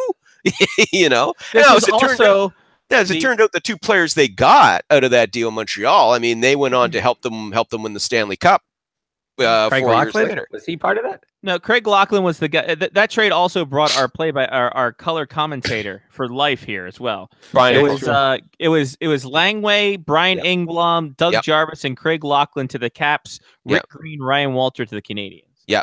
And Ryan Walter and Rick Green both contributed to the Habs winning the Cup in '86. Rick Green also, afterwards, was able to get his own show on the CBC, fixed a lot of things with duct tape. I know that's Red Green. What's that? That's Red Green. Red Green. Red Green. Red Green. Wow, that is if that's not a colorblind name, I don't know what else is. That's right. And he always wore plaid too. And he always wore plaid with suspenders and a belt. And that weird ass hat. Yeah. That weird ass hat is an old Canadian military bush hat, and I know this because I had one when I was posted to the infantry back in the '90s. That's what we were rocking back in the day. Get scared? Was he ever yellow, red, green? No, he wasn't. Sadly, no. Yellow belly, man. But you always had to, and his saying, if the women don't find you handsome, they should at least find you handy. Exactly. Yeah, that was his catchphrase for his. Is this Canadian Bob Vila? No. It was a comedy. It was a long running comedy. Nice little satire, I would say. Oh, yeah, okay. It was a satire of both like handyman shows and these sort of like these fishing shows where they all get together afterwards and tell tall tales and all this nonsense. So it's the Canadian Tim Allen. Well, no, not really. It's a little. It had a little bit of that, but it was a little bit of everything. You have to see it to believe it. Okay. But yeah, trust me, it's an interesting show. Yeah, it is. It is. So here's a little Red Green. There you go. I get. Huh? You'll get this, man. You get Red Green right there. There you go. Canadian icon. I like how Red Green had blue eyes. Yeah, it's fantastic. It's all the primary colors. Yes. There you go. So there you go. Yeah, Red Green, everybody. That was a show that I always, when I came home from work, it was always on Comedy Network at like 8 a.m. and I just watched it for. Yeah, it was one of those shows that you get some chuckles out of it. It's like, I always like the Handyman Corner because those he always did the weirdest thing. Like the time he turned a K car into a Zamboni. That was classic. Like I love the Handyman Corner segments. They were fantastic. Honest to God, you had to see, anybody's going to know your K car. You have to see it to believe it. He actually did this. He turned a K car into a Zamboni. Yeah, that's one of the greatest. That was one of the best segments that he did. Oh man, I love how. So I feel like Red Green should be like the Bob Ross of Canada. Like he should be like a guy that's painting happy little trees, like a guy that's like, oh no, he's like, no, he's like, I'm gonna take a bunch of shit and turn it into cooler shit. Yeah, Like- that's what. If you get a chance, they should be here. Let me check on I want to YouTube. check He's- YouTube out clips for should Red be there. Green Zamboni. Yeah, it's called Handyman Corner Zamboni. Is Yes, yeah. All right, I'm gonna watch that tonight before I go to sleep. there you go. Yeah, but it's I don't have to go to work tomorrow. yeah, Handyman Johnny's Corner Like a Zamboni. Yeah. Johnny's unemployed now, so What? I'm unemployed right Yeah. now. yeah. Oh. Yeah, I have 2 weeks of unemployment, and then I start a new job. Oh, sorry. Okay. Well, that's okay. So you left a job and you're going to a different job, is what you're saying. Yeah, exactly. Yes. Okay. I got a new job. Okay, It that starts on, that sounds a lot better than you were let go and now in between jobs. That like what happened with me. Yeah. No. He told his old job, "It's not you, it's me." There it is. All right, Lyle. Yes. Josh Levo is saying it's not you, it's me to the Toronto Maple Leafs. Yeah. He wants more playing time. When you have options for Rick Nash and Josh Levo, who are you going to pick? Well, again, I think if you're going to trade a young asset like Josh Levo, you know, and you're looking to get a rental player, you better be bringing in again a top 4 defenseman. Don't be wasting him on a forward that you don't need. But yeah, Josh Levo doesn't want to leave Toronto. Oh. He would prefer to stay with it, but he's just not getting the playing time. So I mean, you know, he's been, you know, I mean, Kasperi Kapanen's passed him on the depth chart. Other players have, and he doesn't want to go to the minors. He's already said that, you know, if they try to send him the minors, he will refuse to go. He said he told the Toronto Sun that no, I've spent enough time in the minors now. I'm an NHL player, and this is where I need to be. So, I would not be surprised to see him dealt by the trade deadline. Yeah. And that's it. That Listen, doesn't sound entitled at all. Well, no, but actually, I see his point. You've spent enough time in the minors, right? Why go back when you're not going to get anything out of it? I mean, you're a decent enough young player that you could probably stick with several NHL clubs that are looking to rebuild right now. There are several NHL teams going to be bought or going to be sellers. So if you're the Leafs and you're shopping rather than draft picks, hey, you've got yourself a good young player, which some teams seem to want, you know, in return for one of their rental guys. So that could give the Leafs an advantage if you want to look for a rental defenseman. There you go. We did it. We figured it all out. Josh There you Levo. go. Yeah, there you go. Lyle, See you, Detroit, Josh. biggest move ever happened this week. They fixed everything. Edmonton's going to get to the playoffs with this move. Edward Pasquale from Tampa Bay to the Edmonton Oilers. Why? Like, if you why like is minor league deals, boy, Listen, this is. if you need a former Atlanta Thrasher on your team, Edward Pasquale is the way to go. Plus, he probably makes a really good sausage A sub. mean pasta dish that man would make. Yeah. Best goaltending passer in the league. Most No. people I know that are named Pasquale make fantastic Italian food. Well, they better with a name like Pasquale. You better make fantastic Italian food, You have right? to. Yeah, I you mean, need- come on. If you didn't, you'd You be got an asshole. you know the Patanzos are Italian. You guys know, right? Back me Yeah, up I on mean, this. we're the authorities. Wait, what? Exactly. Not the authorities. Not like I thought they were Jewish. Oh, they're Italian. Oh, I'm sorry, my mistake. Mazel tov. All Anyway, right. WAPs, not Japs. L'chaim. Anyway, Hmm. Jewish American princess. There it is. Not the other. Really derogatory. Funny, she doesn't Never look mind. Jewish. and interesting, by the way, while we were yammering here, guys, Eric Francis, your buddy, Oh, got this his buddy. This is going to be good. What happened? Reports Flames did a president car Flames president Brian Burke said his club likely won't use draft picks to acquire a rental player. Says their biggest need, a scoring winger, will be addressed with the return of Christopher Stieg. Brian Burke, ladies and gentlemen. Brian Burke. That's just Brian's way of basically trying to his very clumsy way to throw everybody off the scent, I think. Yeah, because if you think Chris Versteeg is the answer to your need for scoring winger, you need to stop abusing solvents. Because no offense to Chris Versteeg, but he's a bottom 6 player now, and he's not going to address your need for a scoring winger. He's just Is Chris Versteeg our new like Alex Hemsky? Like, No, is Alex he the Hemsky's person still that Alex every- Hemsky. Oh. Yeah. Is he the person that every year is going to be like, yep, we can use this guy to trade and we can get something? And then they never do anything with him. Chris Versteeg had hip surgery. Yeah. There's no goddamn way if he comes back before the trade deadline, he's going to add anything. Was it tragic? Was it tragic hip surgery? Tragically too hip soon. surgery, yes. Too soon. Tragically hip surgery. I know it was too soon. No, hey, I'm Canadian. I can roll with that. It's all right, Oh, Mark. But enough yeah, time's well, I passed. am Enough too, time's man. passed. It's okay. It's okay. Enough time has passed. Wow, they are. I'm Canadian. I give Mark dispensation for that. There we go. They're just trying to move to Houston, aren't they?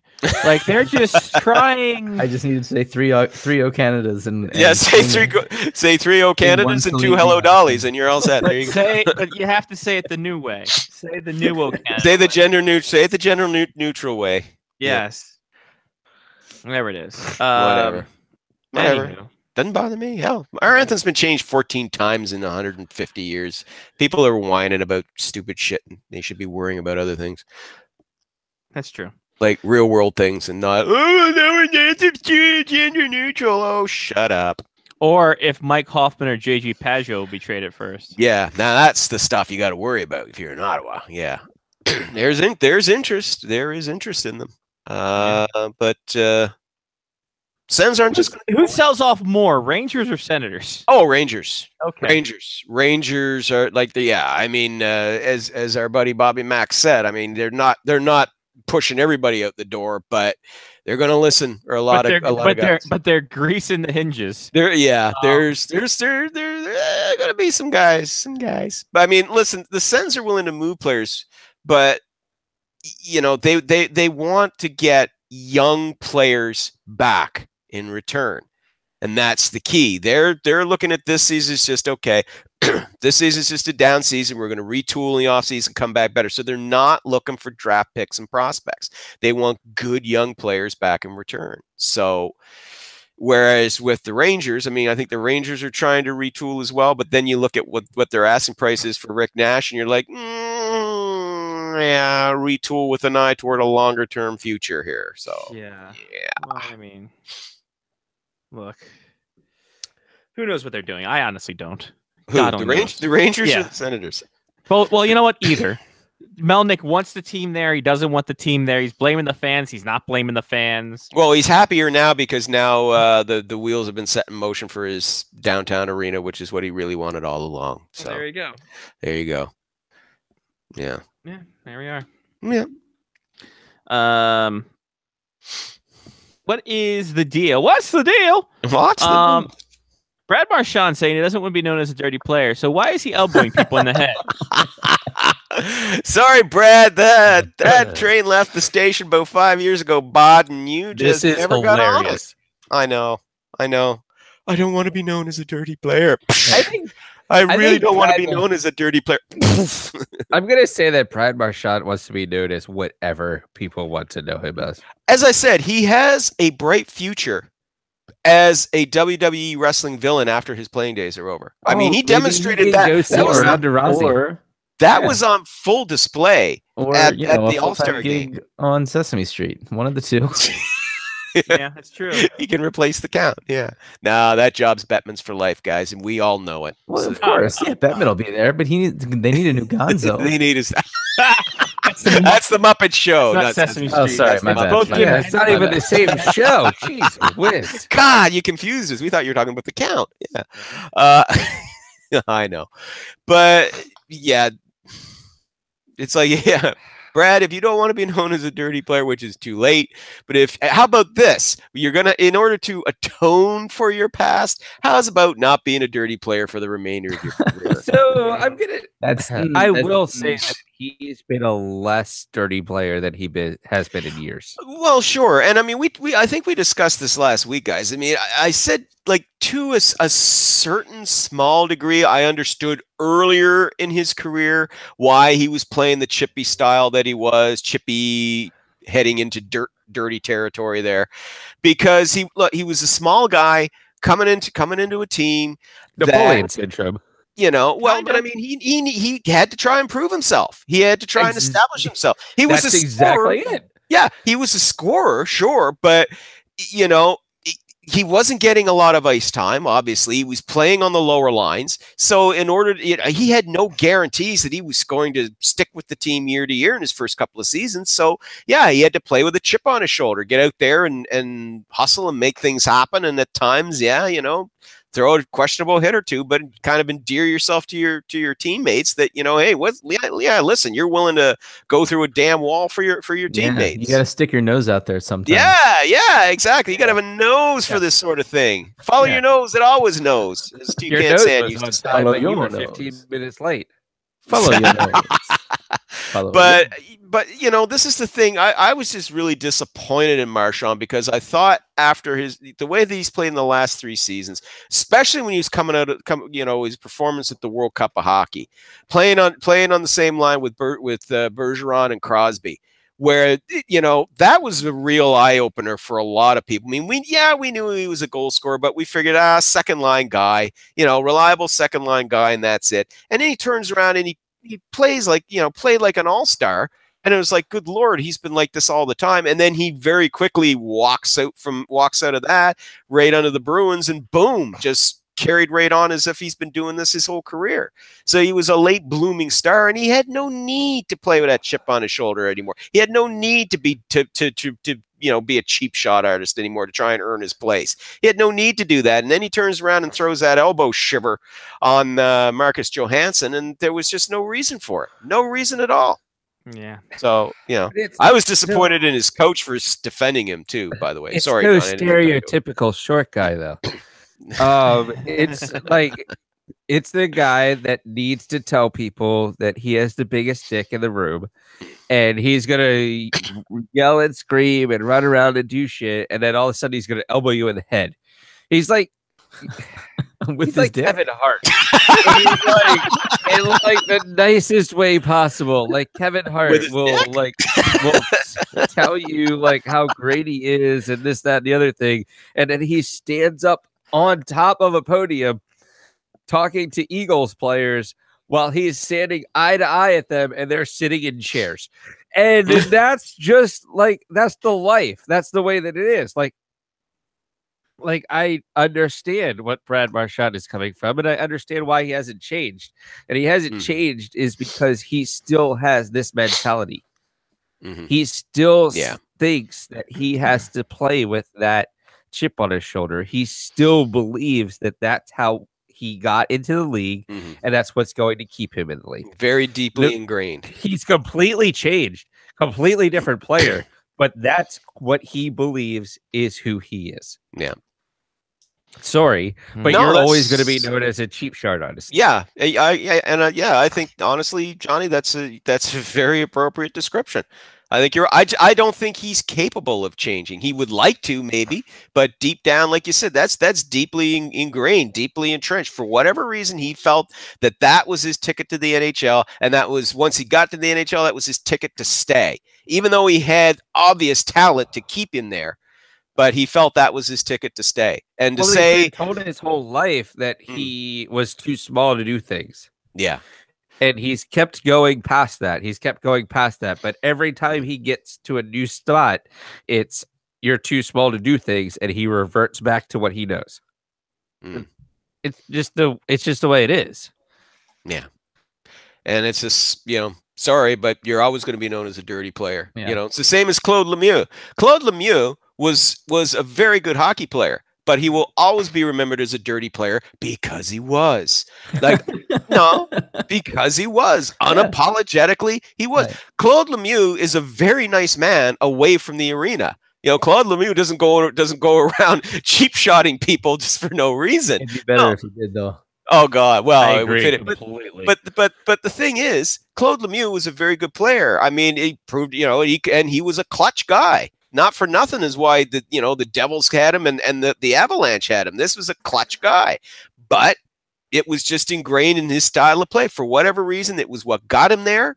It's what he felt kept him there, and that's why he kept doing it. And that's why, even though he was a very good player and won the Conn Smythe Trophy in 1995, doesn't matter. You'll always be remembered as a dirty player, as a cheap shot artist. Sorry, that follows you forever. At my office, like, I don't want to be known as the guy that steals cupcakes out of the fridge when other people bring them for dessert. But you know, my bet is made. So my reputation now. It is what it is. Yeah. No, you can't. You really can't. I take the cupcakes. Everybody knows that. That's why I got a new bed. Yeah. I think we're mixing that up. Yeah.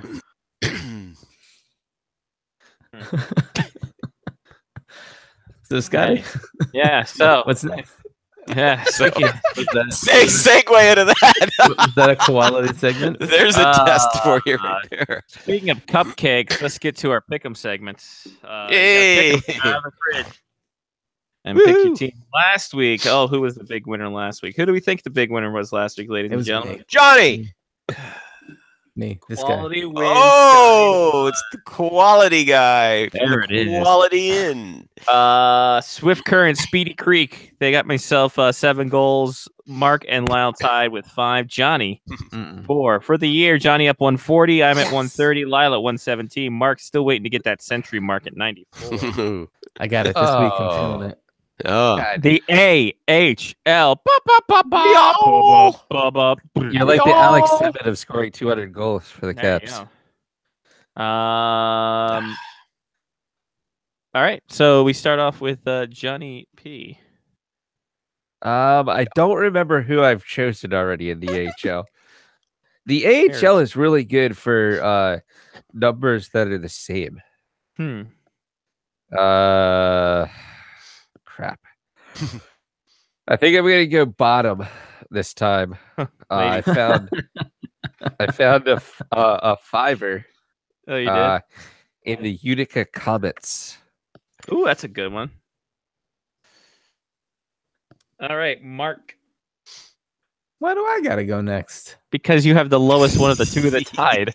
All right. Idiot. Why do I gotta go next? I don't know. It's how we've It's not always like we done haven't it. had the same set of rules for like 25 years now. What do you mean the bank's out of money? You're a towel. All right, well, this one's an easy one. I'm going to go with the Cleveland Monsters because they're coached by John Madden. Boom. Boom. He slams it down with authority. All righty. Well, me next, eh? Me next, eh?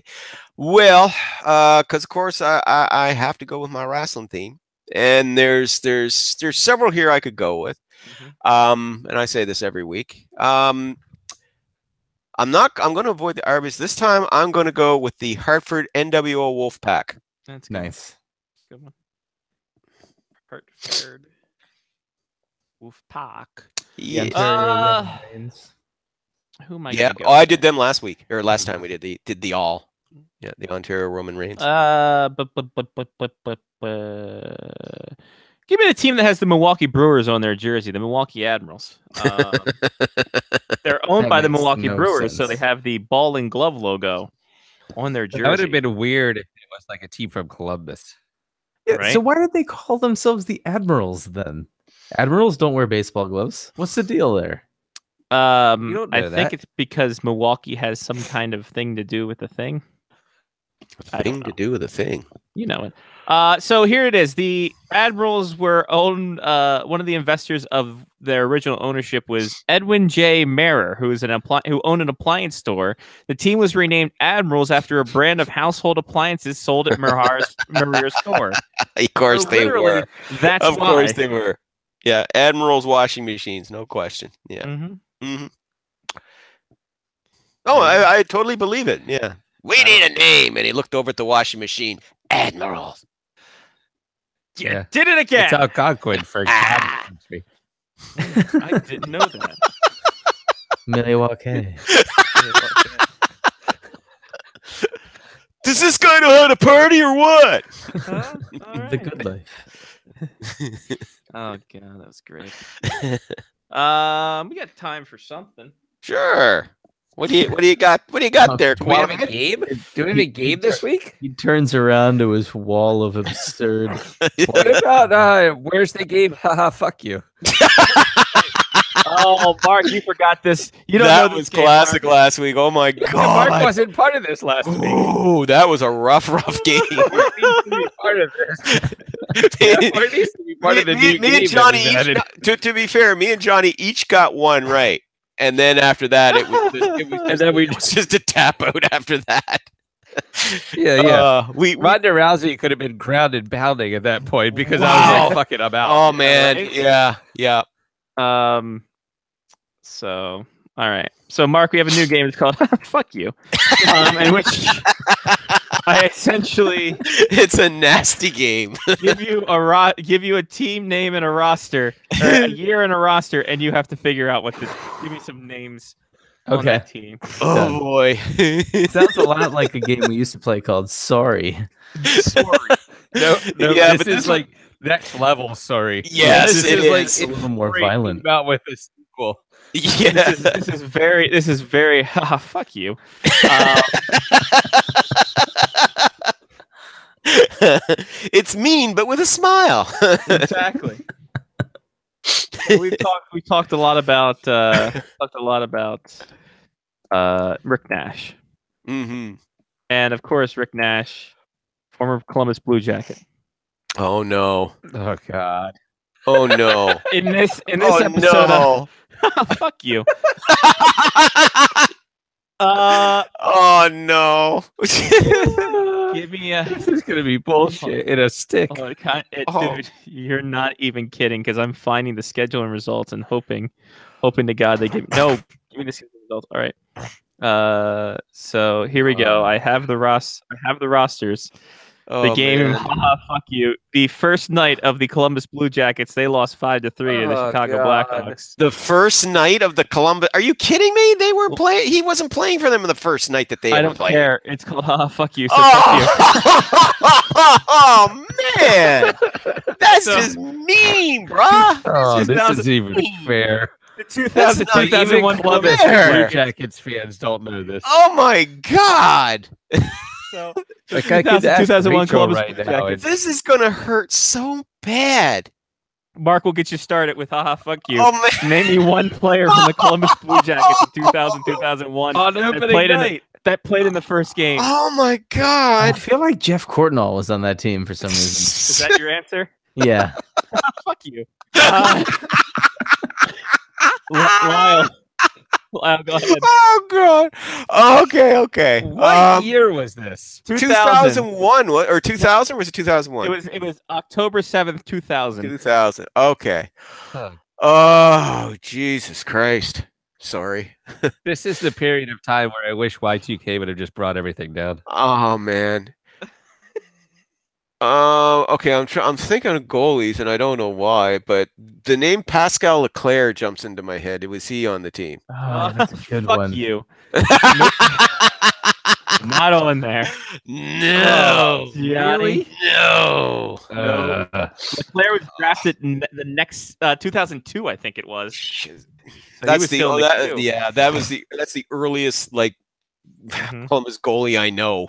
Sure. Oh my yeah. God. I get it. Oh my god. This is awful. This is awful. Fuck you. Like, so here's the worst part about the Columbus Blue Jackets is they came in to the league with another team at the same time, so they got even shittier players. Yeah, no, than they did. They came in with the Wild. than So the Vegas because Golden. the Wild did better than they did. Yeah, the Yeah. Wild had yeah. I Oh, mean, they didn't make the playoffs, but they had better players. God. Andrew Brunette. Ooh. sorry. Like the go-to. Oh. Sorry. He was on every single team he at some pretty point. much wasn't picking every team in that era. Like, But you it have the wasn't wrong like, You like have the I'm wrong not team. far off on that guess, though. No, At you're least. not, because you had the he was with the Wild at that point. Oh man, that's right. Yes, the Wild took him. That's right. All right, back to Mark. You know what? I'm gonna go with the other one. I'm gonna go with Andrew Castles. Ooh. Fuck you. Oh, Not on the opening night roster. I thought, oh man, that was such a deep dive by Mark. I thought for sure he got that one. I should have looked. Scotty went quiet for a second. I was like, I like oh. how Mark goes, I'm gonna go with the other one. Again, not wrong. Lyle. Oh man. This roster was shit on a stick. It has to be. I'm having trouble thinking of anybody that was on it. I know Ray Whitney was part of the team, but I don't know if he joined them that year or the year after. Was Ray Whitney one of them? Sorry. Oh, yeah. Sorry. Must have been the next year. Yeah. Fuck you, Johnny.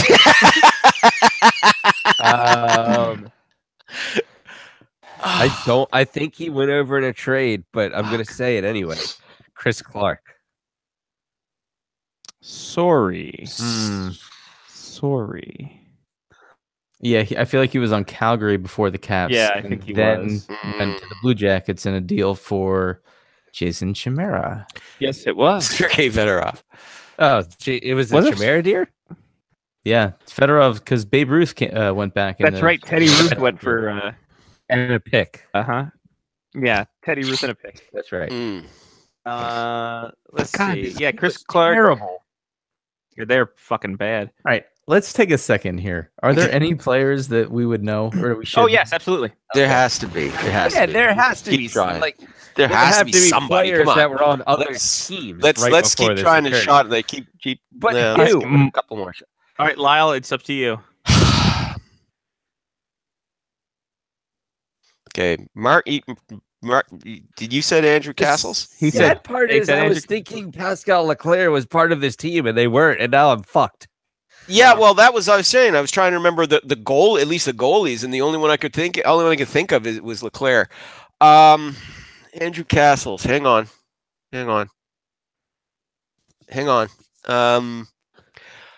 Who's the guy he used to play with the Hurricanes? George Larac. No. I think George Larac played there. No. Sanderson. Oh, Which one? Jeff Sanderson. Oh, ladies and gentlemen, dude. salvage. Who is? I wouldn't have got that without He Mark. played for the Hurricanes. He never played for the. Or he Who played is- for the Whalers, not the Hurricanes. Who was the guy that? Well, played for the but then him and Castles, didn't they not play together? With the Whalers, Wait, not the but Hurricanes. hold on. Well, I thought that they were with the team when they went to They the. might have been. the I don't know. Hurricanes. I remember. Who did I- both. But that's the Who only was- reason why I thought. Well, I thought of you said Andrew Castle, so I owe that one to Mark, man. Who Because did, without who did that, you I just wouldn't say? have thought of him at all. Who did you just say? He said Jeff. Jeff He said Sanderson. Sanderson. Jeff Sanderson. Who did I say? Yeah. Who was You my? said first- Andrew Castles. You said Andrew I don't know, my Castle. first guess was Jeff something. No, it wasn't. No, you Courtnall. said no. Jeff You Courtnall? Yeah, you Jeff said Courtnall. Courtnall. You said Jeff Courtnall. Yeah, he I did. was You said Jeff I was Courtnall. thinking of Jeff Sanderson. Well, I have to take your first answer. Sorry, dude. But hey, listen. I'm willing. to give. I'm giving you props, Mark, because without you saying Andrew Castles, I wouldn't have thought of him. I'm taking half credit. I'll on that take. one. Yeah, okay. you take the half credit. one to half. That's the tag right there. The hot John, tag. you're up. Holy Johnson. crap! Oh, that God. was draining. And you know what the interesting part is? Wasn't Andrew Castles the Capitals pick off of that team? No, I don't know. Oh, yeah, I got to check the expansion draft. I'm pretty certain Uh, Andrew Castles was part of the Capitals for a brief period of time as well. Oh, he was. Yeah, he played towards the end of the Dead era, where Matt Yeats was the Matt Yeats era in goal. Oh, that was the one we did last week, wasn't it? Yeah, the Yes. Caps. Yes. Yeah, we did that. Boy, That was, yeah, that was a oh toughie. boy, that was definitely The a Caps hot roster right before the lockout. Once Mark, you missed that. once Johnny and I got our obvious layups. After that, it was just it was. I will dead. say this: the pick that was taken from the Capitals by the Blue Jackets did not play in this game. Something called a Barry Moore was picked from the Capitals. something called a Barry Moore. I They saw drew a it. Wasn't Barrymore? he in a commercial? He was like, "Don't pee on me and tell me it's raining." Wasn't that the same Mark. guy? It was. It was. They drew a Barry Moore. That just fucking struck me really funny. I'm sorry. It was terrible, but I like it. No, I liked it. It was good. Insurance companies, we're going to court. God, this team was awful. They're fucking terrible. They had to have had a goalie though, which is the Well, yeah, but just Johnny, wasn't Pascal you're Leclerc. They had to have somebody who played in goal for this team. They had two of them. God, Bob Mason. We're at Johnny. We're at Johnny now. Mark, sorry. write down your answer. So you don't In the forget form it. of a question. Oh man, this is tough. Oh my God, these teams were fucking terrible. And Vegas is like whining. Like, Oh my God! I mean, Jesus, we're gonna remember the Vegas for. You'll do this 10 years from now and try and do this as a haha fuck you segment, and we'll be picking on like Marsha Show, Neil, Yeah, they're Flurry. franchise guys. It's like, come on, make it a hard one for us. Come on. You know? All right. Remember, you can tap at any time, folks. God, like I want to know somebody that's on this team though. We all do. I know. I'm looking at the names on the roster. I'm like, who? And there's one player from every team, which is even worse. Yeah. I can't even think of who Montreal let go that year for that one. I don't even know. Well, Montreal was pretty horrible that year anyway. So Not great. no, they were horrible. Yeah, I don't know. Are you tapping? Craig Berube. Sorry, no Craig Berube on this one. Sorry. Also, by the way, the two people the Columbus Blue Jackets picked from the Montreal Canadiens did not play. That shows how bad they were. That shows how I'm telling you the Habs were horrible that year. Turner Stevenson. Yep. Okay. And Freddie Shabbat. But I was He like, was a goalie. What the fuck? Yeah, he didn't play. Yeah, Turner Stevenson. He was supposed to be. All right. Yeah, once upon a time. Yeah. Mark. I was gonna say, you know, I was gonna make a joke about Steve Mason and say Bob Mason, but I'm gonna retract that and say Bob Asenza. Sorry. Was Bob Mason right? No, sorry. Okay. Were there any Bobs? Were there any Bobs on this team? Any Bobs on this team? Not a Bob on the team. Oh, No no Bobs. Bob this time. No, the Bobs came later. Yeah. Lyle, you got one? You want to tap? Going searching for Jeff Sanderson just totally drained me. I can't even think of who they had. Mark, you have anything you're gonna tap? I'm out. Let's see what. So the opening roster in goal. Right. Number 31 in your program, number 1 in your heart. Ron Tugnut. God, I was so close with a Bob. His backup that night, a 23-year-old Mark Denis. Oh, Okay. Mark Denis. Yeah. With the goals for the night, the 3 goals were David Viborny. Oh yeah, he was their with franchise guy. He was almost. he was with them for a while. Viborny, yeah. Steve 57 Hines Hmm. and Bruce old Boston Gardner. player. Assist Kevin Adams. Oh yeah, Serge Aubin. Serge Aubin. Lyle Odeline. Odie was still there. Okay. And he played 3 minutes and 20 seconds, but got an assist. Christophe Oliva. Such a The great muscle. name. Muscle. Also on the roster, Jan Calhoun, Kevin Deneen, Rusty Klesla, Robert Klesla? Cron. Klesla was supposed to be like their big. He was their big draft pick that year. Boy, did he ever wash out? Frank Kuchera, Frantisek Kuchera, Steve Maltese, Petteri Numelin, Jamie I'm Your Pusher, Mattias T. Mander, and Tyler Wright. Wow, that's a whole lot of so what, huh? That's a who's who of who cares, everybody. Yeah. Wow. Also on this team did not play Epson Knudsen, Jamie Hewart, who was also in that dog shit Caps team in 2003-04. That's right. That's right. Yes. Yeah. Darren Quint, Jean-Luc Grandpierre. Ray Whitney was later. He got acquired in a trade. Oh, okay. He played 3 games for them. And yeah, and that's about it. Everything else is who is this guy? Ted Drury and Jody Shelley also on this team. Jody Shelley. Yeah, he went on actually to become quite a popular player there with the Blue Jackets. Now they're color commentator. That's right. The pride of my hometown, Yarmouth, Nova Scotia. Ladies and gentlemen, thank you for joining us on Fuck You. It's been as great for me as it was for you, I'm sure. Oh boy. Ay, ay, ay. Next week, something even more idiotic. Oh, Mark, buddy, thanks for the assist, big time. Mark, you did miss the 1994 U.S. Olympic team, though.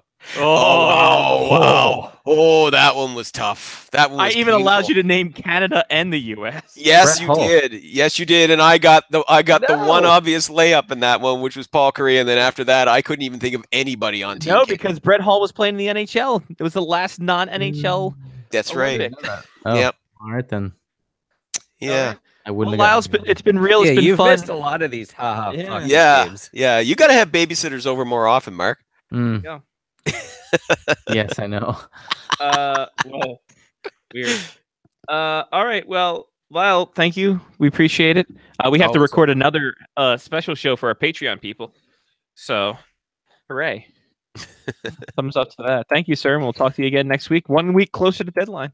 Absolutely. Talk to you next week, guys. Take care. Yeah, there you go. It's Lyle Richardson, SpectorsHockey.net, SportyNews.com, also some other places, MyNHLTradeRumors.com, I believe, as well. So there you go. Johnny, shout-outs. I have a shout-out to not working, but still being paid to do it. So that's cool.